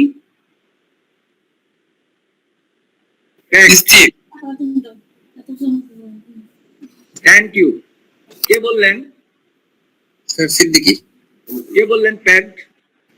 Siddiqui, thank you. স্থির অর্থাৎ আপনি যদি ফ্রেমওয়ার্ক যদি না থাকে তাহলে আপনি কোয়ালিফিকেশনকে, স্টুডেন্টের লার্নিংকে প্যাকড করতে পারবেন না, একটা স্থির জায়গায় রাখতে পারবেন না। এটা নিয়ে বিতর্ক, স্টুডেন্টের লার্নিং আমি কেন স্থির রাখবো? সে যত ইচ্ছা শিখুক। একজন পিয়নে বানাচ্ছি, তার জন্য অবারিত শিক্ষার সুযোগ রাখলাম, পিয়নের জন্য মাস্টার ডিগ্রি করালাম, তাহলে এটা একটা প্রোডাক্টিভিটি লস এবং এটা প্যাকড হলো না। আবার দেখা যায় যে এই শিক্ষাকে এমন ভাবে ওপেন করা হয়, যেমন প্রফেসর আব্দুল্লাহ আবু সাইদ স্যার বলতেন যে উনি একটা বাংলার হৈমন্তী বা বিলাসী গল্প নিয়ে পুরো ইয়ারটাই সময় শেষ করে দিয়েছেন। এখন ওনাদের ফিলোসফি থেকে বলছেন যে এটা খুবই ভালো, এটা হৃদয়ঙ্গম করার জন্য, একজন মানুষকে মানবিক করে তোলার জন্য ইন ডেপথে আলোচনা করা দরকার। ইন্টারমিডিয়েট লেভেলে এতটুকু ইন ডেপথে কি যাওয়ার প্রয়োজন, কিভাবে করব ভবিষ্যতে, সেইটা বিবেচনায় আমাদের নেওয়া দরকার, এবং সেজন্যই কোয়ালিফিকেশন ফ্রেমওয়ার্কটা খুব জরুরি। এখন আসেন, এই জন্যই আমি এটা না দেখায় লোভ সামলাতে পারলাম না। আমাদের আব্দুর রফিক 1997 সালে একটা সংগঠন তৈরি করেছিলেন, সেটার নাম হচ্ছে centre for occupational research and education. এখানে দেখেন ওনার মোটোটা কি ছিল, ম্যাচিং কোয়ালিফিকেশন উইথ অকুপেশন। তাহলে এতক্ষণ আমরা নিশ্চয়ই বুঝে গেছি হোয়াট ইজ কোয়ালিফিকেশন, যোগ্যতা, আর সেটাকে অবশ্যই অকুপেশনের সাথে ম্যাচ করতে হবে। অকুপেশন এটা শব্দটা কিন্তু ইন্ডাস্ট্রি পার্সপেক্টিভসে, তার মানে ইন্ডাস্ট্রি রেসপন্সিভ করতে হবে এবং ইন্ডাস্ট্রি চাহিদা পূরণ করার জন্য আমার কোয়ালিফিকেশনটা তৈরি করতে হবে। আর এটা সম্ভব একমাত্র কোয়ালিফিকেশন ফ্রেমওয়ার্কের মাধ্যমে। লুক এট দিস, আমি যেই কারণে কোয়ালিফিকেশন ফ্রেমওয়ার্কের মধ্যে যাব, কিন্তু পৃথিবীর বিভিন্ন দেশের কোয়ালিফিকেশন ফ্রেমওয়ার্ক অ্যানালাইসিস করে বেস্ট ওয়ান, যেটা আমার কাছে মনে হয়েছে যে বেস্ট ওয়ান, যারা matching occupation qualification with occupation এই কাজটা করার জন্য কাজ করছে এবং ফ্রেমওয়ার্কটা তৈরি করেছে, এইরকম একটা কোয়ালিফিকেশন হচ্ছে এটা। কেউ কি গেস করতে পারেন এটা কোন দেশের কোয়ালিফিকেশন ফ্রেমওয়ার্ক? কেউ কি বলতে পারবেন? লেখা আছে, ক্লু দেওয়া আছে উপরে। South Africa, SSAQF South African qualification framework, thank you, South African qualification framework. আমার দৃষ্টিকোণ থেকে এইটাই হচ্ছে পৃথিবীর সবচেয়ে সেরা কোয়ালিফিকেশন ফ্রেমওয়ার্ক, ব্যক্তিগত মতামত আমার। এখানে দেখেন, খেয়াল করেন, তাদের প্রথম সার্টিফিকেট জেনারেল সার্টিফিকেট, আর সেই সার্টিফিকেটটা কোয়ালিফিকেশনটাকে ম্যাচ করছে অকুপেশনাল সার্টিফিকেট দিচ্ছে, অর্থাৎ দুইটা সার্টিফিকেট তাদের দিচ্ছে। জেনারেল সার্টিফিকেটের সাথে যদি এটা অকুপেশনাল সার্টিফিকেট সে নিতে পারে তাহলে এটা ম্যাচ করা। তারপরে হচ্ছে এলিমেন্টারি সার্টিফিকেট, এটা হচ্ছে অকুপেশনাল সার্টিফিকেট তার এলিমেন্টারিটা। লেভেল 3 তে হচ্ছে ইন্টারমিডিয়েট সার্টিফিকেট, এটাও অকুপেশনাল সার্টিফিকেটের সাথে ম্যাচ করা। ন্যাশনাল সার্টিফিকেট লেভেল 4, এটাও অকুপেশনাল সার্টিফিকেটের সাথে ম্যাচ করা। হায়ার সার্টিফিকেট, এবং এখানে এই হায়ার সার্টিফিকেট যে অর্থাৎ এই কয়েকটা হচ্ছে এই সার্টিফিকেট কোর্স। তারপরে লেভেল 6 হচ্ছে ডিপ্লোমা, এবং এইখানে যারা সার্টিফিকেট কোর্সের সর্বোচ্চ পর্যায়ে পৌঁছবে তারা হচ্ছে অ্যাডভান্সে, সেটা লেভেল 7 অথবা ব্যাচেলর ডিগ্রি। এবং তারপরে হচ্ছে bachelor degree, post graduate diploma এবং ব্যাচেলর অনার্স ডিগ্রি। তারপরেরটা হচ্ছে মাস্টার ডিগ্রি, তারপরে মাস্টার ডিগ্রি প্রফেশনাল, এবং শেষেরটা হচ্ছে ডক্টরাল এবং পোস্ট ডক্টরাল, যেগুলা আপনি দেখেন, খেয়াল করলে এখানে অকুপেশনের সাথে তারা ম্যাচ করতে পেরেছে সর্বোচ্চ লেভেল 8। এটা হচ্ছে মালয়েশিয়ান কোয়ালিফিকেশন ফ্রেমওয়ার্ক। আপনি খেয়াল করেন মালয়েশিয়ান কোয়ালিফিকেশন ফ্রেমওয়ার্কে কিরকম ভাবে আছে, অ্যাক্রিডিটেড প্রায়র এক্সপেরিয়েন্সিয়াল লার্নিং, এটাতে অ্যাক্সেস প্রোগ্রাম ফর টিবেট অর একাডেমিক 3R, তারপরে সার্টিফিকেট 1 অ্যাক্সেস প্রোগ্রাম ফর টিবেট অর একাডেমিক 3R সার্টিফিকেশন 2, তারপরে হচ্ছে লেভেল 3 তে হচ্ছে সার্টিফিকেট কোর্স, লেভেল 4 এ হচ্ছে ডিপ্লোমা, লেভেল 5 হচ্ছে অ্যাডভান্স ডিপ্লোমা। এবং এইটাকে technical and vocational education and training হিসাবে বিবেচনা করা হচ্ছে। আর এইটা হচ্ছে একাডেমিক, অর্থাৎ ব্যাচেলর, গ্রাজুয়েট, ডিপ্লোমা এবং গ্রাজুয়েট সার্টিফিকেট, তারপরে master degree, post graduate, doctoral, এগুলো হচ্ছে একাডেমিক স্ট্রিম। এবং অ্যাক্রিডিটেড পাওয়ার এক্সপেরিয়েন্সিয়াল লার্নিং, অর্থাৎ রিকগনিশন অফ পাওয়ার লার্নিং, সেটাও তাদের কোয়ালিফিকেশন ফ্রেমওয়ার্কে আছে। এই ফ্রেমওয়ার্কের মধ্যে, যেগুলো অন্য ফ্রেমওয়ার্কে দেয়া থাকে না, একটা বিশেষ বৈশিষ্ট্য হচ্ছে তাদের লেভেল 1 এর জন্য ক্রেডিট অর্জন করতে হয় 15, লেভেল 2 এর জন্য 30, 3 এর জন্য 60, 4 এর জন্য 90, 5 এর জন্য 40 ক্রেডিট এবং 6 এর জন্য টোটাল 120 ক্রেডিট অর্জন করতে হয়। তারপরে 7 এর জন্য করতে হয় নন রিসার্চ যদি হয় তাহলে 40 ক্রেডিট এক্সট্রা, এগুলোর সাথে 40, 30 এবং 20। এবং 8 এর জন্য কোনো ক্রেডিট দেওয়া হয় না, কিন্তু তারা ডক্টরাল সার্টিফিকেট পায় ওই হিসাবে, সার্টিফিকেট কোর্স হিসাবে। এইটা হচ্ছে সৌদি আরবিয়া। এই কোয়ালিফিকেশন ফ্রেমওয়ার্কটাও আমার বেশ পছন্দ হয়েছে। সেটা হচ্ছে জেনারেল এডুকেশনটা তাদের এইভাবে, তারা লেভেল 3 পর্যন্ত জেনারেল এডুকেশন বলে তারা, অর্থাৎ যেগুলো তাদের বেসিক এডুকেশন, অর্থাৎ এ লেভেল হিসাবে যেটাকে বিবেচনা করা হয়, ইন্টারমিডিয়েট, এইটাই হচ্ছে তাদের বেসিক এডুকেশন। এই সার্টিফিকেটটা লেভেল 3। তারপরে লেভেল 4, তারপরে লেভেল 5 হচ্ছে অ্যাসোসিয়েট ডিপ্লোমা, লেভেল 6 হচ্ছে ডিপ্লোমা, আর লেভেল 7 হচ্ছে ব্যাচেলর ডিগ্রি। এটা হচ্ছে হায়ার এডুকেশনের স্ট্রিম, আর এটা হচ্ছে টেকনিক্যাল ভোকেশনাল এডুকেশন স্ট্রিম। তো পৃথিবীর সবগুলো দেশেই এরকম দুইটা স্ট্রিম, প্রথমে টেকনিক্যাল ভোকেশনাল দিয়ে শুরু করা হয়, পরে এটাকে পূর্ণতা পায় গিয়ে হায়ার এডুকেশনের সাথে সম্পৃক্ত করে। আমাদের দেশেও ব্যতিক্রম হয় নাই, ওইভাবেই এখন এটা গঠিত হতে যাচ্ছে বা হয়েছে। এখন what we are doing in Bangladesh now, আপনারা এটা সম্পর্কে সবাই জানেন। প্রি ভোকেশনাল লেভেল 1 এবং প্রি ভোকেশনাল লেভেল 2, এই দুইটা। এখন এই অবস্থায় আমরা যখন এনটিবি কিউএফ বাস্তবায়ন করছিলাম তখন আমাদের অনারেবল প্রাইম মিনিস্টারের কাছে বাংলাদেশ কোয়ালিফিকেশন ফ্রেমওয়ার্ক বিষয়টাকে তুলে ধরে প্রথম ডিসেম্বর 2016-তে আইএলও স্কিল সামিটের মধ্যে এরকম একটা ন্যাশনাল ফ্রেমওয়ার্ক করা দরকার এরকম বলা হলো।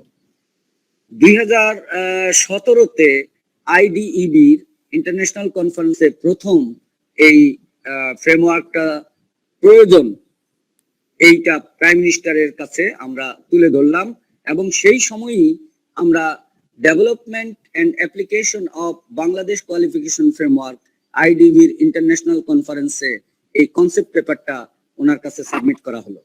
এই কনসেপ্ট পেপারের আলোকে উনি ওই সময়ে ঘোষণা করেছিলেন যে বাংলাদেশে ন্যাশনাল কোয়ালিফিকেশন ফ্রেমওয়ার্ক, আমরা সেখানে নামটাও ঠিক করে দিয়েছিলাম যে বাংলাদেশ কোয়ালিফিকেশন ফ্রেমওয়ার্ক হিসেবে সেটা তৈরি করার জন্য প্রধানমন্ত্রীর কাছে প্রপোজাল রেখেছিলাম এবং প্রধানমন্ত্রী ওখানে ডিক্লারেশন করেছিলেন যে হ্যাঁ ন্যাশনাল কোয়ালিফিকেশন ফ্রেমওয়ার্ক বাংলাদেশে হতে হবে।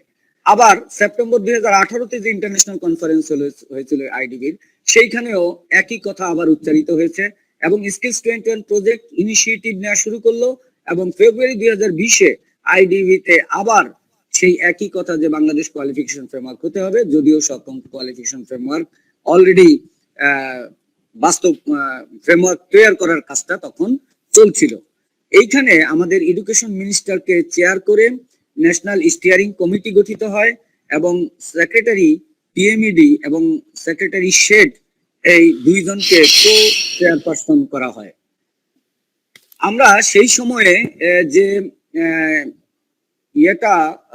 প্রপোজাল দিয়েছিলাম যে ফ্রেমওয়ার্কটা করার জন্য, সেটা হচ্ছে আব্দুর রফিক স্যারের একটা বিল্ড স্কিল বাংলাদেশ একটা যেটা অ্যামাজনে পাবলিশ করা এবং বাংলাদেশে হার্ড কপিও যথেষ্ট পরিমাণে পাবলিশ হয়েছে, সরকারের বিভিন্ন জায়গায় এগুলোকে প্লেস করা হয়েছে। সেখানে যে প্রপোজালটা দেওয়া হয়েছিল এই প্রপোজালটা ছিল এরকম যে ম্যানেজারিয়াল এন্ড প্রফেশনাল লেভেল, এই লেভেলের জন্য BQF 10, BQF 9 এবং BQF 8 এই তিনটা লেভেল থাকবে এবং সেখানে BQF 10-এ থাকবে যারা পিএইচডি হোল্ডার এবং পিএইচডি করছে, ডক্টরাল ডিগ্রি করছে অথবা ইকুইভ্যালেন্ট এক্সপেরিয়েন্স আছে আফটার লেভেল 8 এবং 9 করার পর ওই রকম এক্সপেরিয়েন্স আছে এরকম as defined in level descriptor, অর্থাৎ defined in level descriptor and the defined job specification for managerial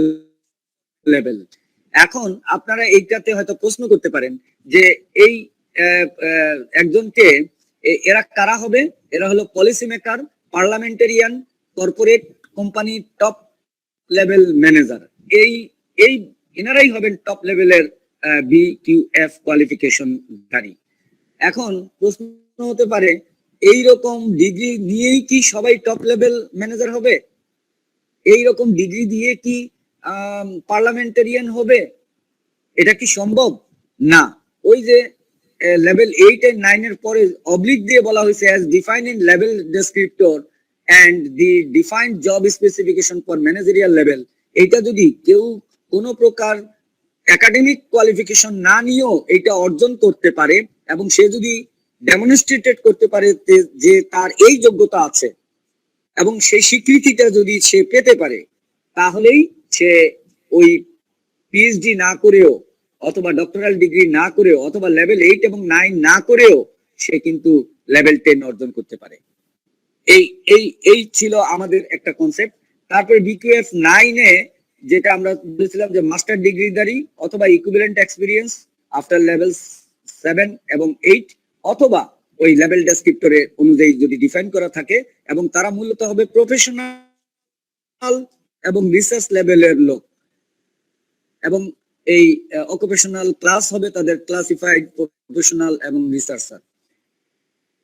একইভাবে post bachelor diploma equivalent experience after level 6 or 7 as defined in level descriptor and defined in job placement job for planner and implementer level policy maker তারা হচ্ছে professional planner এবং implementation policy maker.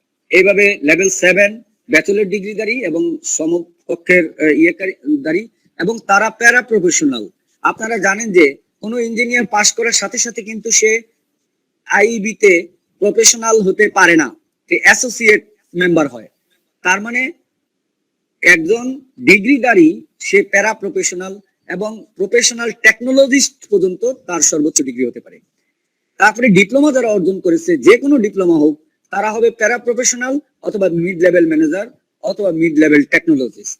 তারপরে level 5 সেটা হচ্ছে highly skilled technician অথবা supervisor, এটা আমাদের proposal ছিল। তারপরে হলো বিকিউএফ 4 এ ছিল স্কিল ওয়ার্কার, বিকিউএফ 3 তে ছিল সেমি স্কিল ওয়ার্কার এবং বিকিউএফ 2 তে ছিল বেসিক স্কিল ওয়ার্কার এবং বিকিউএফ 1 এ হচ্ছে বেসিক ওয়ার্কার, যেটা আমাদের এনটিবিকিউএফ এর বর্তমানে এক্সিস্ট করতেছে, অনেকটা সেরকমই। আমরা প্রপোজাল করেছিলাম যে প্রি ভোকেশনালের 2টা লেভেল দরকার নাই, একটা লেভেল হলেই চলে এবং সেই রকম ভাবেই সেটা প্রপোজ করা হয়েছিল। এই অবস্থায় এই প্রপোজালের পরিপ্রেক্ষিতে যে কমিটিটা গঠিত হয় সে স্টিয়ারিং কমিটি, সেই স্টিয়ারিং কমিটিতে ছিল প্রাইমারি এবং মাস এডুকেশন, এটা একটা ওয়ার্কিং গ্রুপ ছিল, টেকনিক্যাল ওয়ার্কিং গ্রুপ। আরেকটা গ্রুপ ছিল সেকেন্ডারি এন্ড মাদ্রাসা এডুকেশন, আরেকটা গ্রুপ ছিল টিবেট এন্ড ইঞ্জিনিয়ারিং ডিপ্লোমা এডুকেশন, আরেকটা higher education diploma, bachelor of science, bachelor masters of science and PhD, আরেকটা গ্রুপ ছিল higher education medical and health, আরেকটা হচ্ছে agriculture fisheries and livestock forestry higher এডুকেশনের অন্তর্ভুক্ত, আরেকটা হচ্ছে হায়ার এডুকেশন ইঞ্জিনিয়ারিং। এই গ্রুপগুলো সমন্বিতভাবে কাজ করে series of stakeholder meeting করে আমাদের একটা বিকিউএফ এর স্ট্রাকচার প্রায় 3 বছর স্কিলস 21 প্রজেক্টের মাধ্যমে ড্রাফট তৈরি করে। এবং আপনারা এখানে দেখতে পাচ্ছেন সেই প্রথম দিকের যখন এটা স্টিয়ারিং কমিটিটা করা হয় তখন তার প্রদান করা হয়েছিল আমাদের তৎকালীন টিএমইডি সচিব এবং আলমগীর স্যার, এখানে অশোক স্যারকেও দেখতে পাচ্ছেন, এবং একজন সম্ভবত এটা লিগাইয়া বা ওই সময় যিনি ছিলেন এরকম। তো ওনারা এই এটার নেতৃত্ব দিচ্ছিলেন। তখন এমন একটা অবস্থা ছিল, জেনারেল এডুকেশন এবং অন্যান্য ওনারা বলছিলেন যে টিএমইডি কেন এটাকে নেতৃত্ব দিবে। আসলে ইনিশিয়েটিভটা নেওয়া হয়েছিল স্কিলস 21 এর প্রজেক্ট ছিল টিএমইডির অথবা ডিটিইর এবং শিক্ষা মন্ত্রণালয়ের আওতায়। আর এই সেক্টরের লোকেরাই এনটিবিকিউএফ এর আলোকে এটাকে হাইয়ার আরো এক্সপানশন করার জন্য, ভার্টিক্যাল এক্সপানশন করার জন্য প্রস্তাব করেছিল। সেই জন্য এইটার স্টিয়ারিং কমিটির হেড ছিলেন আমাদের আলমগীর স্যার। এখানে আইডিবির একটা বড় ভূমিকা ছিল, Bangladesh technical education board, NSDA, এবং এই এরিয়াটা হচ্ছে আমাদের টিবেটের। আমরা আমাদের যে ইয়েগুলো, এই এক্সপিরিয়েন্স গুলো এনটিবিকিউএফ বাস্তবায়নের, সেইগুলো আমরা ডিসেমিনেট করতে পেরেছি। তখন বুয়েটে গিয়ে দেওয়া হয়েছে, ইউজিসি তে দেওয়া হয়েছে, বিভিন্ন এগ্রিকালচার সেক্টরে দেওয়া হয়েছে, তাদের কাছে আমরা ডিসেমিনেট করেছি। আর ওনাদের একটা হায়ার এডুকেশন অ্যাক্রিডিটেশন কাউন্সিল, তারা আলাদা একটা কোয়ালিফিকেশন ফ্রেমওয়ার্ক তৈরি করার উদ্যোগ নিয়েছিল। তো এক সময় এসে দেখা গেল যে দুইটাকে ম্যাচিং করা যাচ্ছে না। তখন এই দুইটা ম্যাচিং করার যে ইন্টারফেস হিসেবে কাজ করেছে এই স্কিলস 21 প্রজেক্ট, এবং তাদের সহযোগিতায় পরে স্টাডি ট্যুর করা হয়েছে। ওখানকার এই হায়ার অফিসিয়ালরা মালয়েশিয়া এবং ফিলিপাইনে গিয়েছে। TMED, NSDA, BTEB, BMET, SHED এবং ডিএসএইচই তখন ওখানে গিয়েছিলেন এটা দেখার জন্য। Supported the formation of the BF national steering committee, first BNQF মানে তখন বিএফ এর চিন্তা ছিল, মিটিং হয়েছে, তারপরে তারপরে কন্ডাক্ট দি কনসালটেশন আফটার ফিডব্যাক। 2020 সাল পর্যন্ত এই কাজগুলো হয়েছিল। আমি যেহেতু বলেছি যে এটা মনোটমি একটা বিষয় হয়ে যাচ্ছে, সুতরাং আজকে আমি দুটো স্টার্টটা আজকে আমি করতে পারলাম না। নেক্সট টাইম আমাদের সুযোগ যখন হবে। আমি একই সাথে আজকের এই হিউজ মানে আমাদের আগ্রহের জন্য আমি সকল উপস্থিতিকেই ধন্যবাদ জানাচ্ছি যে দিনের পর দিন এই প্ল্যাটফর্মটা আমাদের প্ল্যাটফর্মের নামের সাথে আমাদের মনে হয় যে মনোজগতের একটা মানে আমি সম্পর্ক দেখতে পাচ্ছি, আকাঙ্ক্ষার পারদটা উঠছে। সুতরাং এটা খুবই আশাব্যঞ্জক এবং আমি এই কষ্ট করে দীর্ঘ সময় আমরা যারা এখানে অংশগ্রহণ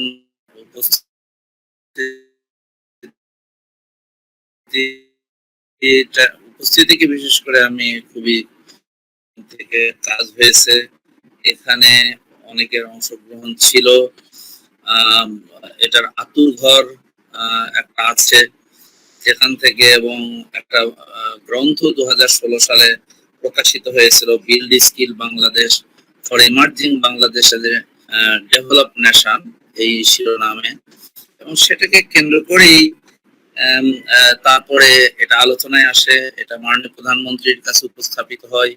উনি এনটিবিকিউএফ এর সম্প্রসারণে বাংলাদেশ কোয়ালিফিকেশন ফ্রেমওয়ার্কের নীতিগত একটা ডিরেকশন, এটাকে বলা যায় পলিটিক্যাল ডিরেকশন, এবং এটা তিনি যে কোনো বিষয়ে একটা জাতির উন্নয়নের ক্ষেত্রে বা সিদ্ধান্তের ক্ষেত্রে কিন্তু পলিটিক্যাল ডিরেকশনটা খুবই গুরুত্বপূর্ণ একটা স্টেজ।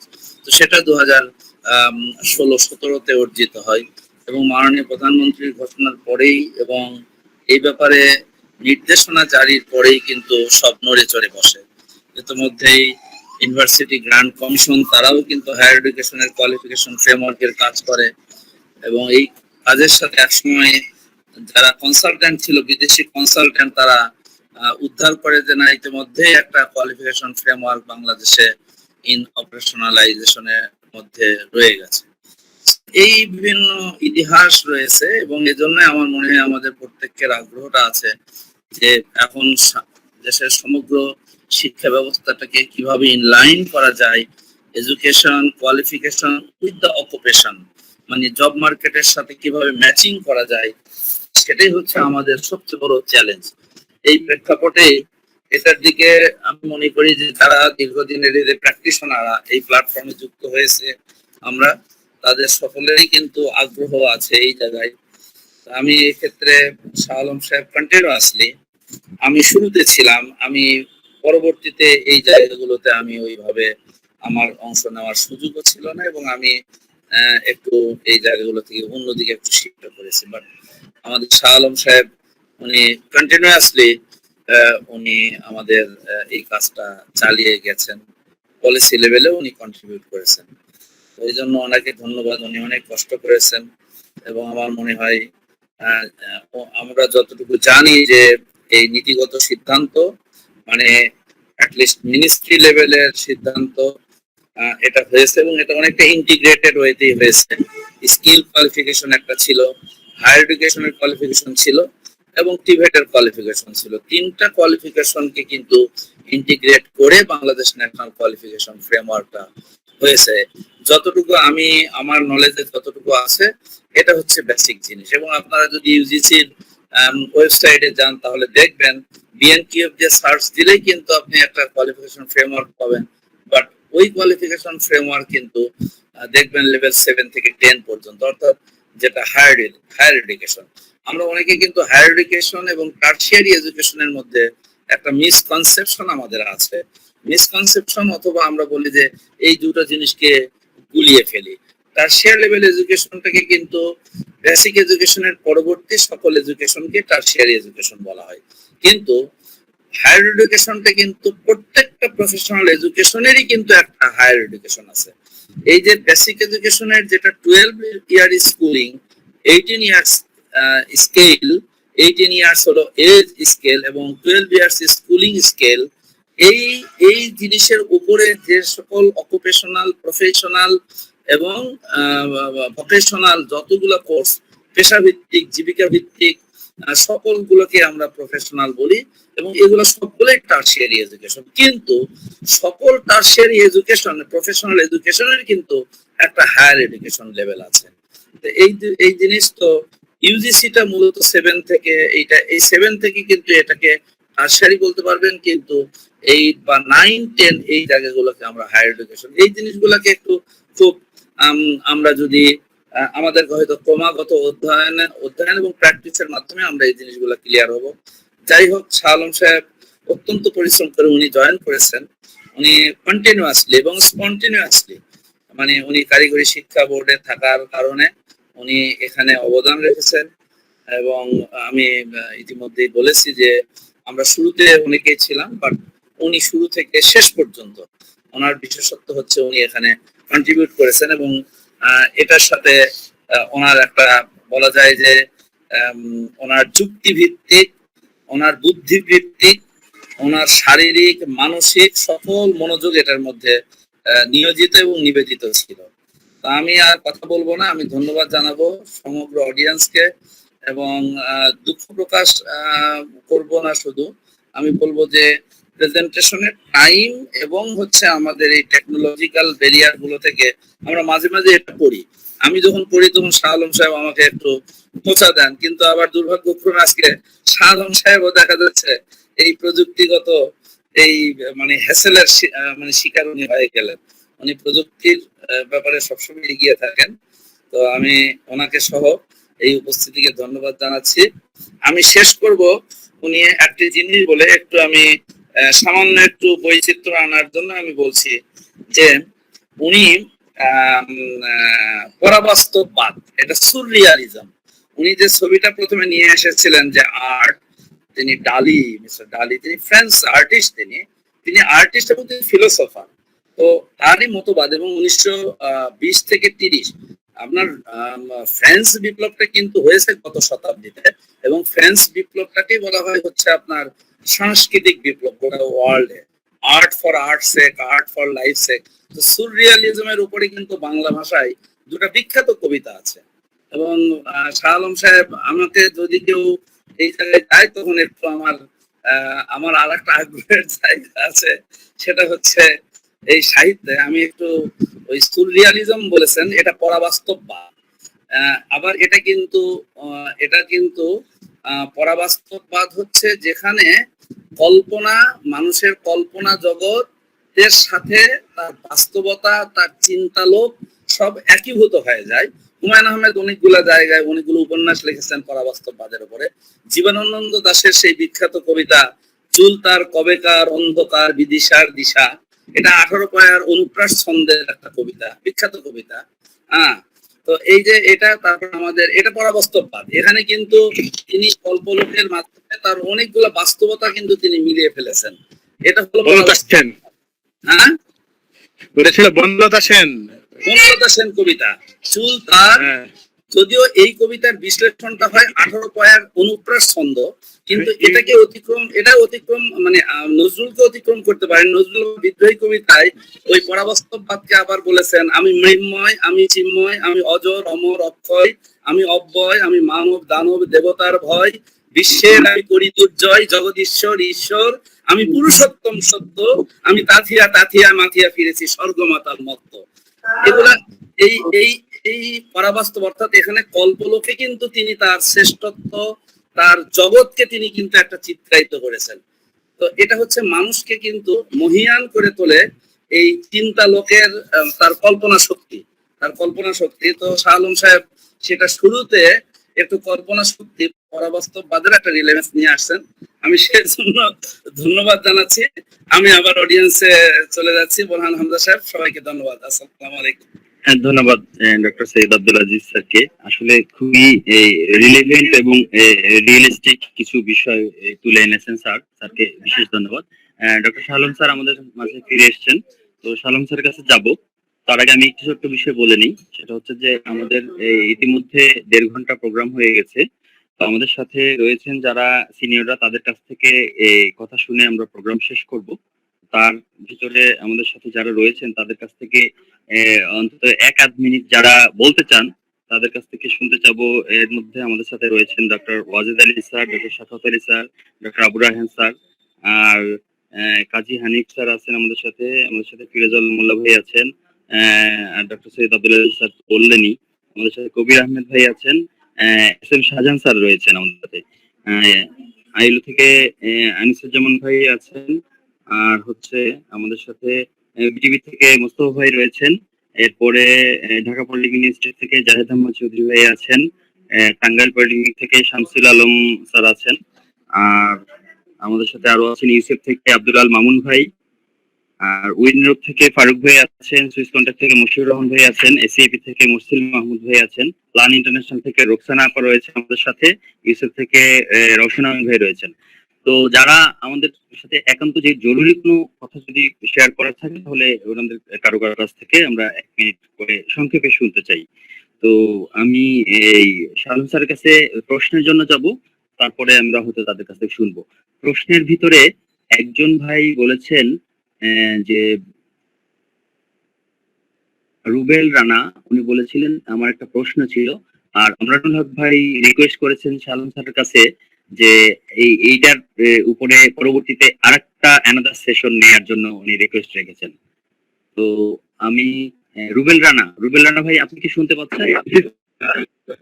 আচ্ছা, আপনার প্রশ্নটা আপনি উপস্থাপন করবেন, আমি শালম স্যারের কাছে ওভার করছি। Over to Shalam Majumdar sir. আমার প্রশ্নটা হচ্ছে, আমি কিছুদিন আগে স্যার মোটামুটি 2-3 দিন হয়েছে একটা পেপার দেখছিলাম সোশ্যাল মিডিয়ায়, ক্যাসেসদের হালনাগাদ ফর্ম দিয়েছে আর কি। এই বিষয়ে একটু জানতে চাচ্ছি। আচ্ছা স্যার, আমি এসএসআর পাস করছি মোটামুটি 2 বছর, অ্যাসেসমেন্ট পাইনি।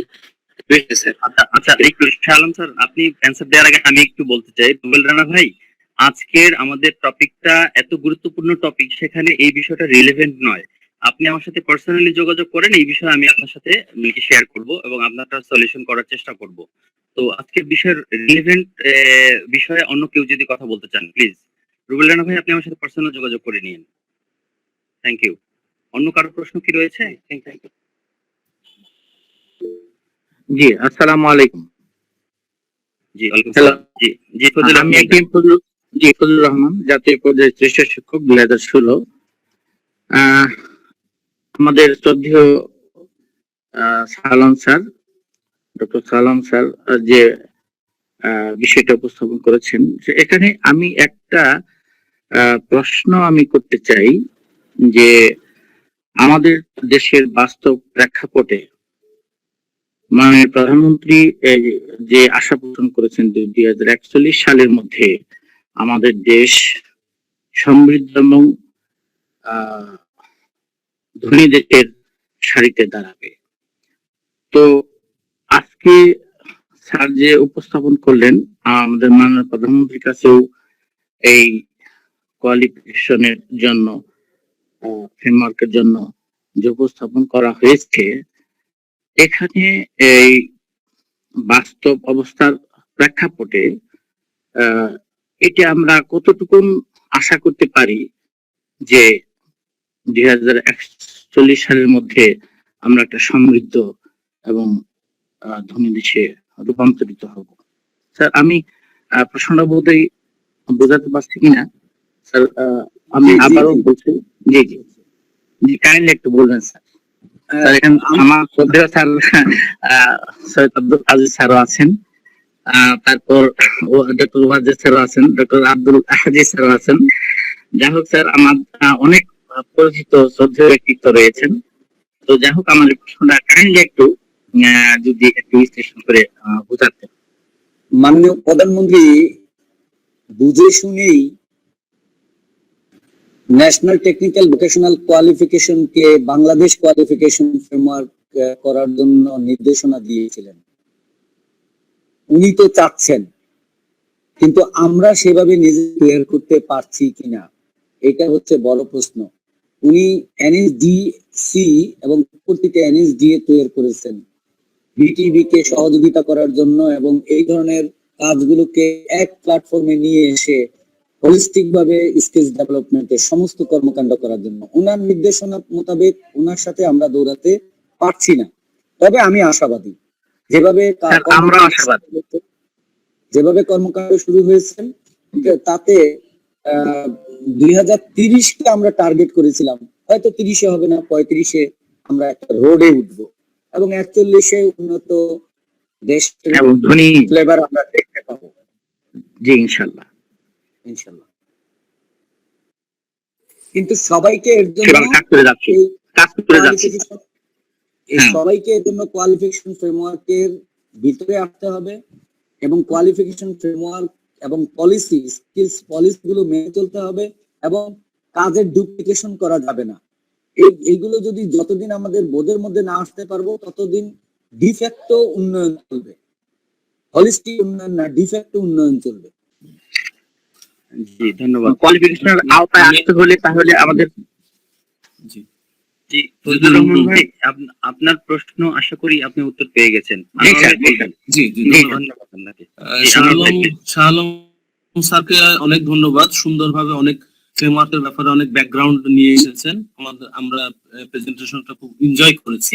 আমার একটা প্রশ্ন হচ্ছে যে কিছুদিন আগে যে আমাদের শিক্ষামন্ত্রী মহোদয়ের সভাপতিত্বে যে BNQF হয়েছে, সেটার ব্যাপারে কি কোনো উপস্থাপনা কি আর করবেন কিনা?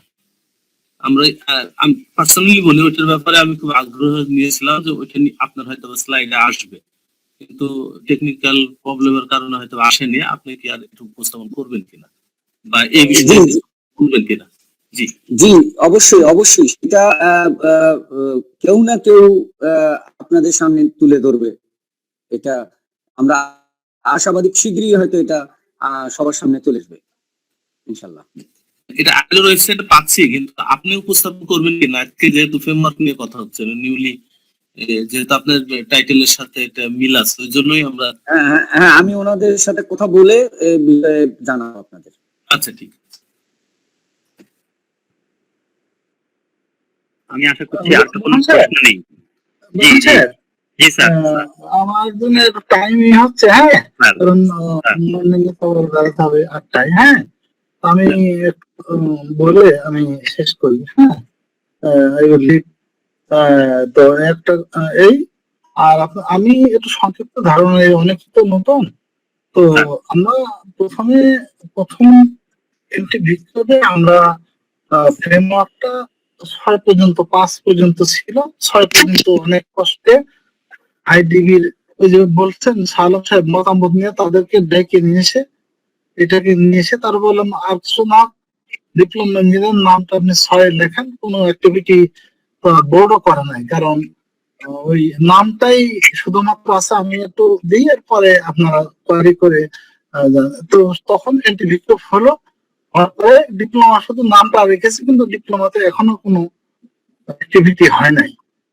আচ্ছা, আমরা 10-এ যাওয়ার চেষ্টা করতেছি, কিন্তু গত যে ইন্টারন্যাশনাল যে হলো, এইটা আমাদের আইএলও সবসময় এটা হেল্প করেছে এবং সেখানে সালম সাহেব যে পেপারটা দেখলেন যে 10 পর্যন্ত ওনার যে প্রেজেন্টেশনটা একটা মিটিং এ ছিল, I was the chairman of that international seminar of that session and Liga also presented over there. তো ওইখান থেকে এটা ওই প্রাইম মিনিস্টার দপ্তরে যে আপনার এটা জানা দরকার। তাহলে আমরা আসলাম BQF এ আসলাম, এখন BNQF হলো কেন? এটা বাহরাইন কোয়ালিফিকেশন থাকাতে তখন যে আলোচনা হয়েছে, বাহরাইন কোয়ালিফিকেশন ফ্রেমওয়ার্কের সাথে বাংলাদেশ কোয়ালিফিকেশন, তার কোনটা কোন কোয়ালিফিকেশন এটা বোঝা যায় না পড়লে। এই জন্য এটাকে আমার মনে হয় যে আইএলও চিন্তা ভাবনা করেছে ভাই, যে এই যে গ্রুপ ওরা চিন্তা করছে যেহেতু আর একটা বাহরাইন কোয়ালিফিকেশন ফ্রেমওয়ার্ক হয়ে গেছে, এই জন্যই হয়তো Bangladesh national qualification framework BNQF করে এটাকে ডিফারেন্ট করছে। এবং আপনি জানেন যে প্রধানমন্ত্রী পলিটিক্যাল কমিটমেন্ট ছাড়া এটা হয় না, ওই পর্যন্ত রেখেই আমরা তখন ওইটা ওই এই গত তারিখও যে লাস্টে সেমিনারের সেই রিপোর্ট আমি এডিট করছি, আগের রিপোর্টও এডিট করে প্রিএমকে দেওয়া হয়েছিল এবং এই পুরা করোনা পিরিয়ডে আমি ওই সারা সেমিনারের রিপোর্ট ওনার হাতে পৌঁছানো হয়েছে। এখন যেটা হয়েছে যে বিএনপিও 10 লেভেলে আমরা চাইছি ওখানে। তো এখন এই বিএনপি উপর কাজ হচ্ছে, কাজ হয়ে যা হলো এতদূর আগাইছে। তো এটা একদিনের জন্য নাই, প্লাস মাইনাস মেলানো এত গ্রুপকে এক জায়গায় করে একটু জাঙ্ক ওয়ার। তো যাক ফাইনালি শালম সাহেব খবরপত্র হলেন। পরবর্তীতে আমি জানি যে 10 লেভেল পর্যন্ত দিয়া মালয়েশিয়ানকে অ্যাকসেপ্ট করে নাই, কারণ হলো ওর 8 লেভেল করে দিছিল, তার ভিতরে ছিল মানুষ। কিন্তু আমরা অলওয়েজ অস্ট্রেলিয়ান কোয়ালিফিকেশন 10, এবং এই 10-এর ভিতর সবকিছুকে অ্যাডাপ্ট করা যায়, সবকিছুকে অ্যাডাপ্ট করা যায়। এখন এই বিএমকিউতে কত লেভেল হয়েছে এবং এর পরিস্থিতি কি, নেক্সট সেশনে উই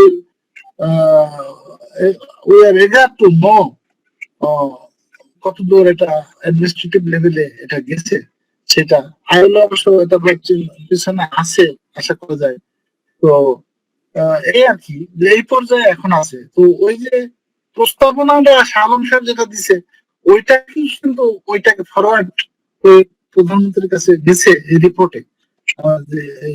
আমি 2টা রিপোর্ট করলাম, তো একটা প্রথম ইন্টারন্যাশনাল, সেকেন্ড রিপোর্টটাও হলো it is a big report. সে বই যে এখানে আমরা দেখছি 200-300 পৃষ্ঠা রিপোর্ট। হ্যাঁ, তো আমি একটু প্রশ্ন দেখাই, এটা ছিল প্রথম রিপোর্ট। এটা ছিল হলো প্রথম রিপোর্ট।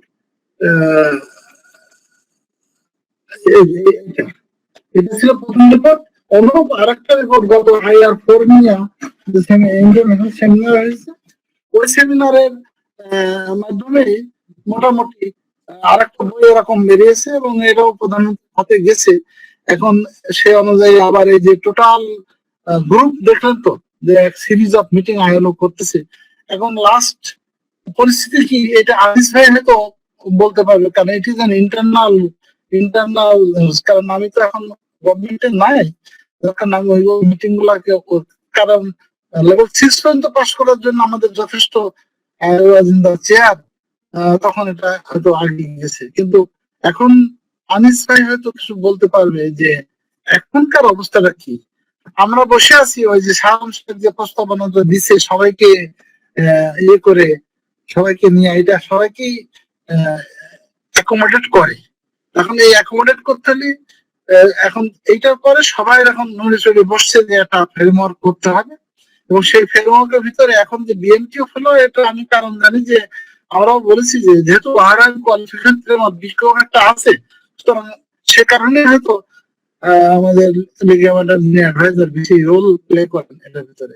তো উনি বা সবাই মিলে বাংলাদেশ ন্যাশনাল কারেকশন দিলে আর বাহারাইনের সঙ্গে মিললো না, ইন্ডিভিজুয়াল আইডেন্টিটি হলো।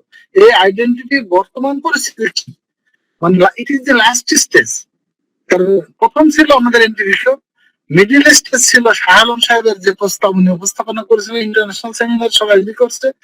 এখন ফাইনাল স্টেজ ইজ নাও। সেইটার অবস্থা কোথায়, এটা আমি যেহেতু ভিতরে এমনি জানি কোথায় আছে, কিন্তু অফিসিয়ালি বা স্ট্যাম্প না হোক, কিন্তু তবু তো একটা পর্যায়ে গেছে। সেটা হয়তো আনিস ভাই হয়তো বলতে পারবে, উনি এটার সঙ্গে সরাসরি হাইলো জবে আছেন। তো যদি উনি কিছু বলেন, ওনার কথা শোনা যেতে পারে। তো এই বলে আমি শেষ করলাম আর কি। জি, ধন্যবাদ ডক্টর ওয়াজিদ স্যারকে। আসলে স্যার তো এই কাজটার সাথে ওতপ্রোতভাবে জড়িত ছিলেন। তো ওয়াজিদ স্যার একদম রাইটলি বলেছেন। তো স্যার দুঃখিত, এই মুহূর্তে আনিস ভাই নেই। আনিস ভাই হয়তো লিভ করেছেন বা কোনো জরুরি হয়তো কোনো ব্যস্ততা আছে, সেজন্য হয়তো এই মুহূর্তে দেখছি না, কিছুক্ষণ আগেও ছিলেন। তো শালম সাহেব আছেন যেহেতু বোর্ডে আছে, এটা নিয়ে স্পেশালিস্ট, এটা স্পেশালিস্ট উনি, সুতরাং শালম সাহেব হয়তো আজকে পরবর্তী পর্যায়ে খোঁজ খবর নেবেন মন্ত্রণালয়ে বা কোথায়, আবার এটাকে প্রাইম মিনিস্টারের দপ্তরে যে ওটা ভেটিং যতদিন না হচ্ছে ততদিন পর্যন্ত মানে আইন পাশ হয়ে গেছে, ন্যাশনাল পলিসি 2011, যেটা আমি থাকা অবস্থায় করে এসেছিলাম। সেটা ক্যাবিনেট মিটিং দেখে তারপরে এটা পাশ হয়ে ন্যাশনাল পলিসি 2011 বইতে ন্যাশনাল পলিসিতে গেছে। সেকেন্ড প্রস্তাব যেটা আজকে যে এতগুলো মিটিং লাগে না, কিছু লার্নিং হয়েছে আমাদের ভালো। তো আমরা ছিলাম হলো কি ওই যে এনটিভিকে এর উপরে, কেন ওই ডিজায়ার দ্যাট ফ্রেমওয়ার্ক, এবং সেখানে ইন্টারনালি যতদূর পারলে আমরা সাপ্লাই দিই। তো প্রথম স্টেজ কিন্তু আমি চাকরিতে চলে আসার পরে কিন্তু প্রথম স্টেজ পাস হয়ে গেছে, এটার উপর এখন দাঁড়িয়ে সবাই চলছে। সেকেন্ড স্টেজ শাহলাম সাহেব যে প্রস্তাবটা দিল সেটা থেকে এখন বিএনকিউ গেল, প্রস্তাবটা ছিল বিক্রয়, বিএনকিউ হয়েছে শুধু only for difference of name. কিন্তু এই 10 লেভেলের এখন বিএনকিউ পাস করা প্রধানমন্ত্রীর কাছে যাওয়া গেল কিনা, বা এইটা পাস করার জন্য এই যে বিশাল কমিটি কি পর্যায়ে আছে এটার উপর একটু স্টাডি করে সবাইকে জানলে সবাই এই বিষয়ে অবহিত হতে পারে আর কি। তো দ্যাট সেকেন্ড স্টেজটা was the proposal of last stage, যেটা শালম সাহেবের যে দেখলেন যে পার্লামেন্টারি পর্যন্ত এর ভিতরে ঢুকে গেছে। ইট ইজ এ গুড প্রপোজাল, এবং এটার উপরে 26 কান্ট্রির লোকের উপরে এসব নিয়ে একটা সিদ্ধান্ত হয়েছে। এরকম রিপোর্টও এই যে সবার বই 200-300 পৃষ্ঠার বই ওদের। এবং এখন এইটা শাহরুখ সাহেবের এই প্রস্তাবটা যদি ভেটিং হয়ে যায় BNQ, that is a very important. আজকে যত বক্তৃতায় হোক না কেন, we want to go ahead, first ahead pass হয়ে গেছে ন্যাশনাল পলিসিতে, যেমন দেখালেন শাহরুখ সাহেব আমাদের। সেকেন্ড স্টেজটা উনি দেখিয়েছেন, that is A proposal, but third স্টেজে এইটা পাস হলে পরে আমরা ন্যাশনাল বিএনকিউ পেয়ে গেলাম। তো সেইটাই হলো আমাদের এখন আগ্রহ, সবারই আগ্রহ যে ওইটা কোথায় গেল। যে প্রস্তাবনা 26 কান্ট্রির লোকে আমরা তৈরি করে দিলাম, সেই প্রস্তাবের পরিস্থিতি এখন কি। এই আর কি ঘটনা আমাদের। এত এই মিটিং এর জন্য 10 minutes or 20 minutes 30 minutes is more than enough, but learning এর জন্য that is another thing. But particular this topic in future যদি করেন শালম সাহেব, you will present having all the necessary তো আপনি এখন still no you are in position in the BTV, এবং আপনি গবেষণা করেন, সুতরাং আপনার গবেষণাটা এখন ফাইনাল স্টেজে নিতে হলে কোথায় আছে আজ খোঁজ খবরও রাখতে হবে, আমরাও রাখি। সুতরাং এটা পরবর্তী মিটিং এ এই ফ্রেমওয়ার্কের মিটিং করবে, শুধু ফ্রেমওয়ার্ক নিয়ে যে কাজগুলো এটা করলে ভালো হবে বলে আমি মনে করি, এবং সবাই জানতে পারবে আর কি যে actually we want this framework, what is the present status of this work. Aziz সাহেবও থাকেন ভিতরে, যেহেতু উনি গবেষণা করেন, সুতরাং এটা আজিজ সাহেব গবেষণা যারা করে তারা ভিতরে খোঁজ রাখে, নিশ্চিত কি হচ্ছে, কোথায় কি হচ্ছে না, আমার দেওয়া অন্য দিকে চলে গেল কিনা, কেউ হ্যান্ডেল করতে গিয়ে মিস হ্যান্ডলিং করতেছে কিনা, সমস্ত রকমের জিনিস কিন্তু রাখতে হয়। যখন আইডিবি বাধা দিয়েছিল তখন আমি কিন্তু বললাম যে দেখেন, শক্তি আপনাদের নেই, শক্তি কিন্তু আমাদেরও আছে। যেমন নজরুল ছিল তখন আইডিবিতে, আমি বললাম দেখো তোমাকে কিছু অর্ডার থেকে এসে লোক ম্যারি থুয়ে তোমাকে মাগুরার থেকে ম্যারি থুয়ে তারপর চলে যাবে, এটা বন্ধ করলে। বরং better you come here being member of this এন্টিভিকো কমিটি, আর কিছু না করো কিন্তু এই 6 নম্বরের নামটা লেখায় রাখবো, ভবিষ্যতে ইজিয়ার হবে।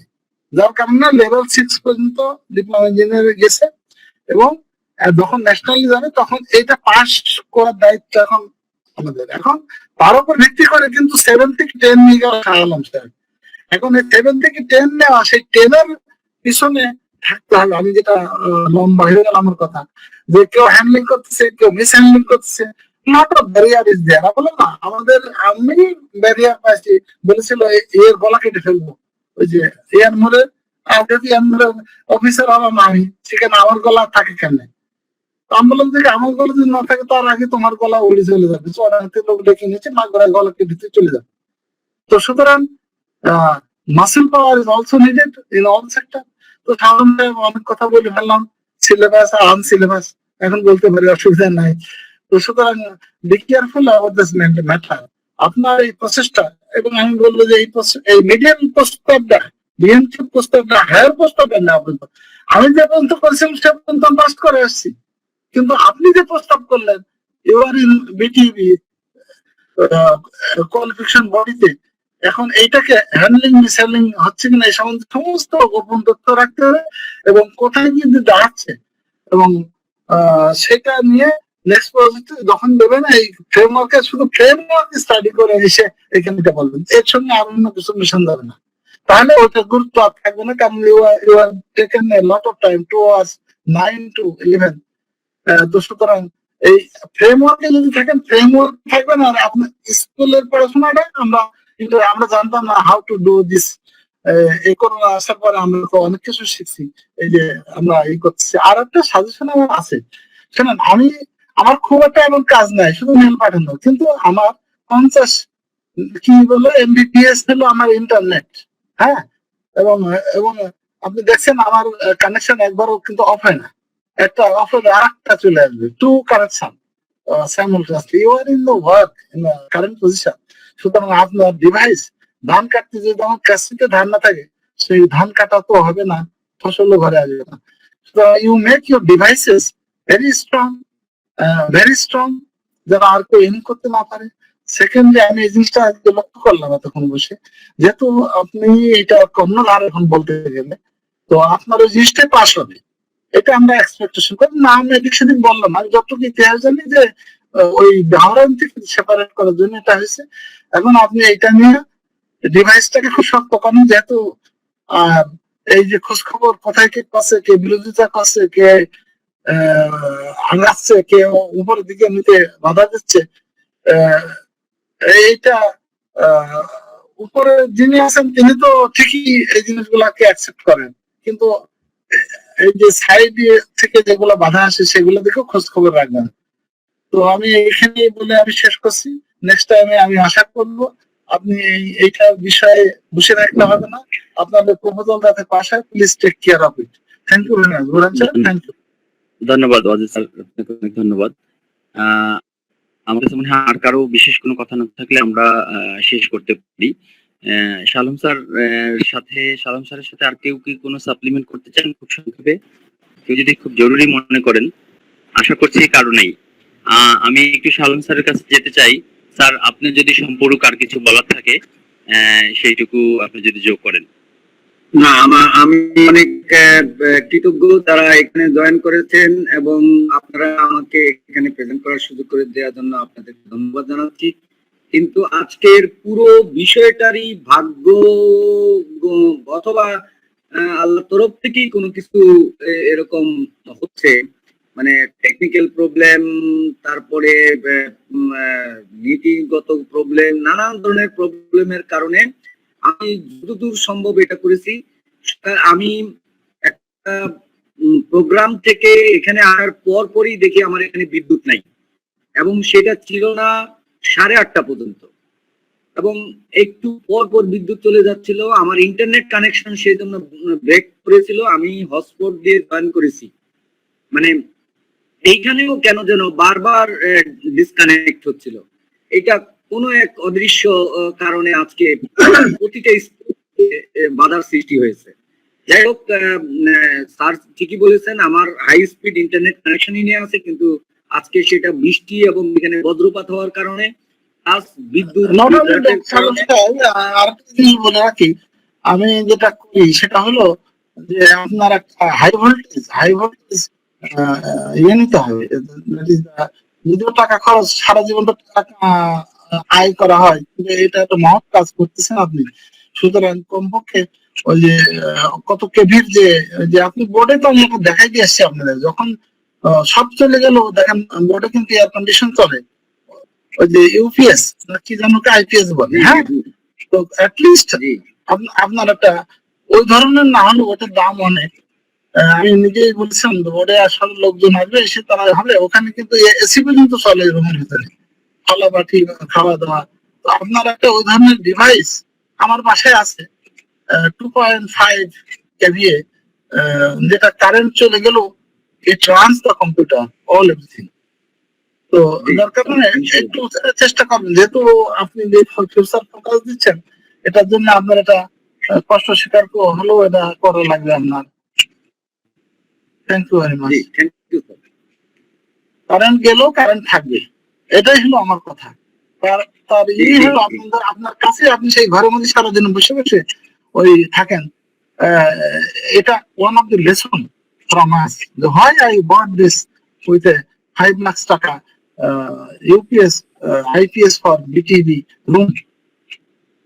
তো সুতরাং আপনার তো তার থেকে একটু কম পাওয়ার হলেও আপনার থাকতে হবে, কারণ minimum your computer and internet can run. Thank you. জি স্যার, ইনশাআল্লাহ দোয়া করবেন। হ্যাঁ, তো আমি সবাইকে ধন্যবাদ জানাচ্ছি। আসলে অনেক ইয়ে হয়ে গেছে, আর এক্সপেকটেশনটা টেকনিক্যাল এবং অন্যান্য কারণে পূরণ করা সম্ভব হয় নাই। এটা খুবই ইগারনেস ছিল সবার। তো ইনশাআল্লাহ নেক্সট টাইম আমরা এই আমাদের এক্সপেকটেশন পূরণ হবে। কোরআন হামজা, জি, ধন্যবাদ ধন্যবাদ। সবাইকে। ধন্যবাদ শালম স্যারকে। শালম স্যার আজকের বিশেষ উদ্যোগ নেয়ার জন্য এবং অনেক সুন্দর প্রেজেন্টেশনের জন্য। তো আজকের প্রোগ্রাম শেষ করার জন্য আমি ক্লোজিং রিমার্কস দেওয়ার আহ্বান করছি আমাদের ফিরোজ আলম মোল্লা ভাইকে। টিভি প্রফেশনাল নেটওয়ার্কের পক্ষ থেকে ফিরোজ আলম মোল্লা ভাইকে আমি ক্লোজিং রিমার্কস দেওয়ার জন্য অনুরোধ করছি। ফিরোজ ভাই কেমন শুনতে বরং পাচ্ছেন? সাহেব, আমি এই প্রেজেন্টেশনটা অনেকে বরং সাহেব এই প্রেজেন্টেশনটা অনেকেই চেয়েছে, আমি আপনাকে পাঠিয়ে দেব। আপনি ওই যারা চেয়েছে তাদেরকে একটু দিয়ে দিবেন। হ্যাঁ জি স্যার, অবশ্যই স্যার, অবশ্যই স্যার। জি, ওকে ফিরোজ আলম মোল্লা ভাই। জি, ধন্যবাদ বরুণ ভাই।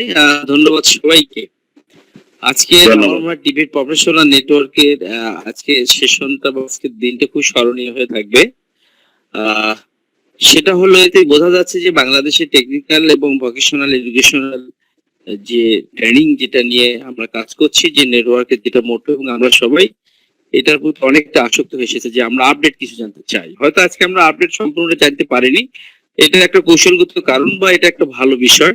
হয়তো ইনশাল্লাহ টেকনিক্যাল সমস্যাগুলো দূর হয়ে গেলে নেক্সট একটা ভালো সেশনটা আমাদের শালম ভাই এবং তার সঙ্গে আরো কয়েকজনকে নিয়ে আমরা সুন্দরভাবে এটা আয়োজনটা করব। শালম ভাই মানে একজন বড় রিসোর্স, আমরা জানি টিবেটে উনি ন্যাশনাল ইন্টারন্যাশনালি কাজ করে, সবাই জানেন। এবং টিবেটের আজকে থিঙ্ক ট্যাঙ্ক অনেকে আছেন, এই যে ওয়াজেদ ভাই, আমাদের আজিজ ভাই আছে, সৈয়দ আব্দুল আজিজ ভাই, শালম, তারা এই টিবেটকে নিয়ে যে রফিক স্যারের কথা বললেন, আমাদের মধ্যে অনেক রফিক স্যারের নাম শুনি নাই। রফিক স্যার অনেক আগ থেকে এই টিবেটকে নিয়ে বাংলাদেশে কিভাবে পাওয়া যায় সেই ইউএন ব্লক থেকে শুরু করে ওনার অনেকগুলো থিঙ্কিং, যেগুলো হয়তো আমরা অনেক ন্যাশনাল জায়গায় যেতে পারিনি। আমরা চেষ্টা করবো একদিন রফিক স্যারকে আমাদের প্রফেশনাল নেটওয়ার্কে নিয়ে আসতে চাই। একদিন আমরা স্যারের কথাগুলো শুনতে চাই, স্যারের কাছ থেকে অভিজ্ঞতা নিতে চাই, আমরা যারা তার অনুসারী হতে চাই সবাই আমরা। আর আমি শালম ভাইয়ের আজকে শুরুটা দেখেন যে উনি 1920-এ আইএলও কোথায় ইসকো থেকে আজকে কোথায় আসছি আমরা, সে জায়গাটায় ফাইনালি আমরা কোথায় যাচ্ছি। এবং উনি কয়েকটা কোয়ালিফিকেশন ফ্রেমওয়ার্ক দেখাচ্ছেন উনি, যে ওনার কাছে সাউথ আফ্রিকাটা যেটা উনি মডেল মনে করেছেন। দেখেন একজন টিবেট প্রফেশনাল যদি টিবেটকে এতটাই ভালোবাসেন, অনেকগুলো দেখে ওনার মনে হচ্ছে কেন জানি এটা বেশি ভালো মনে হচ্ছে এই জায়গা থেকে। তারপর যাই হোক, আমার মধ্যে এগুলো একটু জাস্ট আমি কেন বলছি যে আমরা একটু রিমাইন্ড করি, আমাদের এই জিনিসগুলো জানতে হবে। আমরা টিবেট নিয়ে কাজ করবো, টিবেটের বিষয়গুলো জানবো না তা হবে না। আমাদের এই বড় বড় যারা আমাদের টিবেট জায়ান্ট আছে তাদের শান্তিতে আসার জন্য আমরা সবাই প্রতি বুধবারে আসবো ইনশাল্লাহ। আবার আমাদের দেখা যাবে একদিন ওয়াজিদ ভাই আমাদের মাঝে এসেছেন, ওনার কিছু কথা নিয়ে, গল্প নিয়ে। আর শালম মজুমদার ভাইকে আমরা প্রায় পাবো ইনশাল্লাহ। আমি বিশেষ করে ধন্যবাদ জানাবো যে স্কুলস ফর সিভিলাইজ স্কিলস, যেটা আমাদের সঙ্গে আজকে প্রোগ্রামটা আয়োজনে কিন্তু ওনারা সার্বিকভাবে আমাদের সাথে ছিলেন। এবং ব্যক্তিগতভাবে আমাকে বেশ কয়েকজন ফোন করছে, ঢুকতে পারছে না। তার মানে আজকে যে টপিকসটা কিন্তু সবার একটা জানার আগ্রহ ছিল, আসলে কি হচ্ছে, কি হতে যাচ্ছে বাংলাদেশের ভবিষ্যৎটা। ইনশাআল্লাহ এটা আমার মনে হয় খুব তাড়াতাড়ি ক্লিয়ার করতে পারবে শালম ভাই এবং সবাই। ওয়াজিদ ভাই আছেন, আজিজ ভাই আছেন, আরো যারা অনেকে আছেন আমাদের এখানে। আমি দেখছি যে আইএলও থেকে আরো একজন আমাদের সঙ্গে জয়েন করছেন, তানজিল আহসান ভাই। তানজিল ভাই উনি আইএলও সেফ মাইগ্রেশন দেখেন, উনি বিসিপি ছিলেন, অনেক কাজ করেছেন, উনি ইমপ্লিমেন্টেশন ছিলেন। আমরা আগামী বুধবার আবার দেখা হবে খুব শীঘ্রই। আমরা এনটিপিকিউ থেকে বিএনকিউ কি হচ্ছে, কোথায় যাব, এই বিষয়টা নিয়ে যেহেতু ভিতরে আমাদের মজুমদার ভাই খুব ক্লোজলি কাজ করছেন, ওনার মুখ থেকে শুনবো আমরা, সেটা শোনার অপেক্ষায় রইলাম। আমরা সবাই ভালো থাকবো, সুস্থ থাকবো ইনশাল্লাহ। আগামী বুধবার আবার আমাদের দেখা হবে। ধন্যবাদ।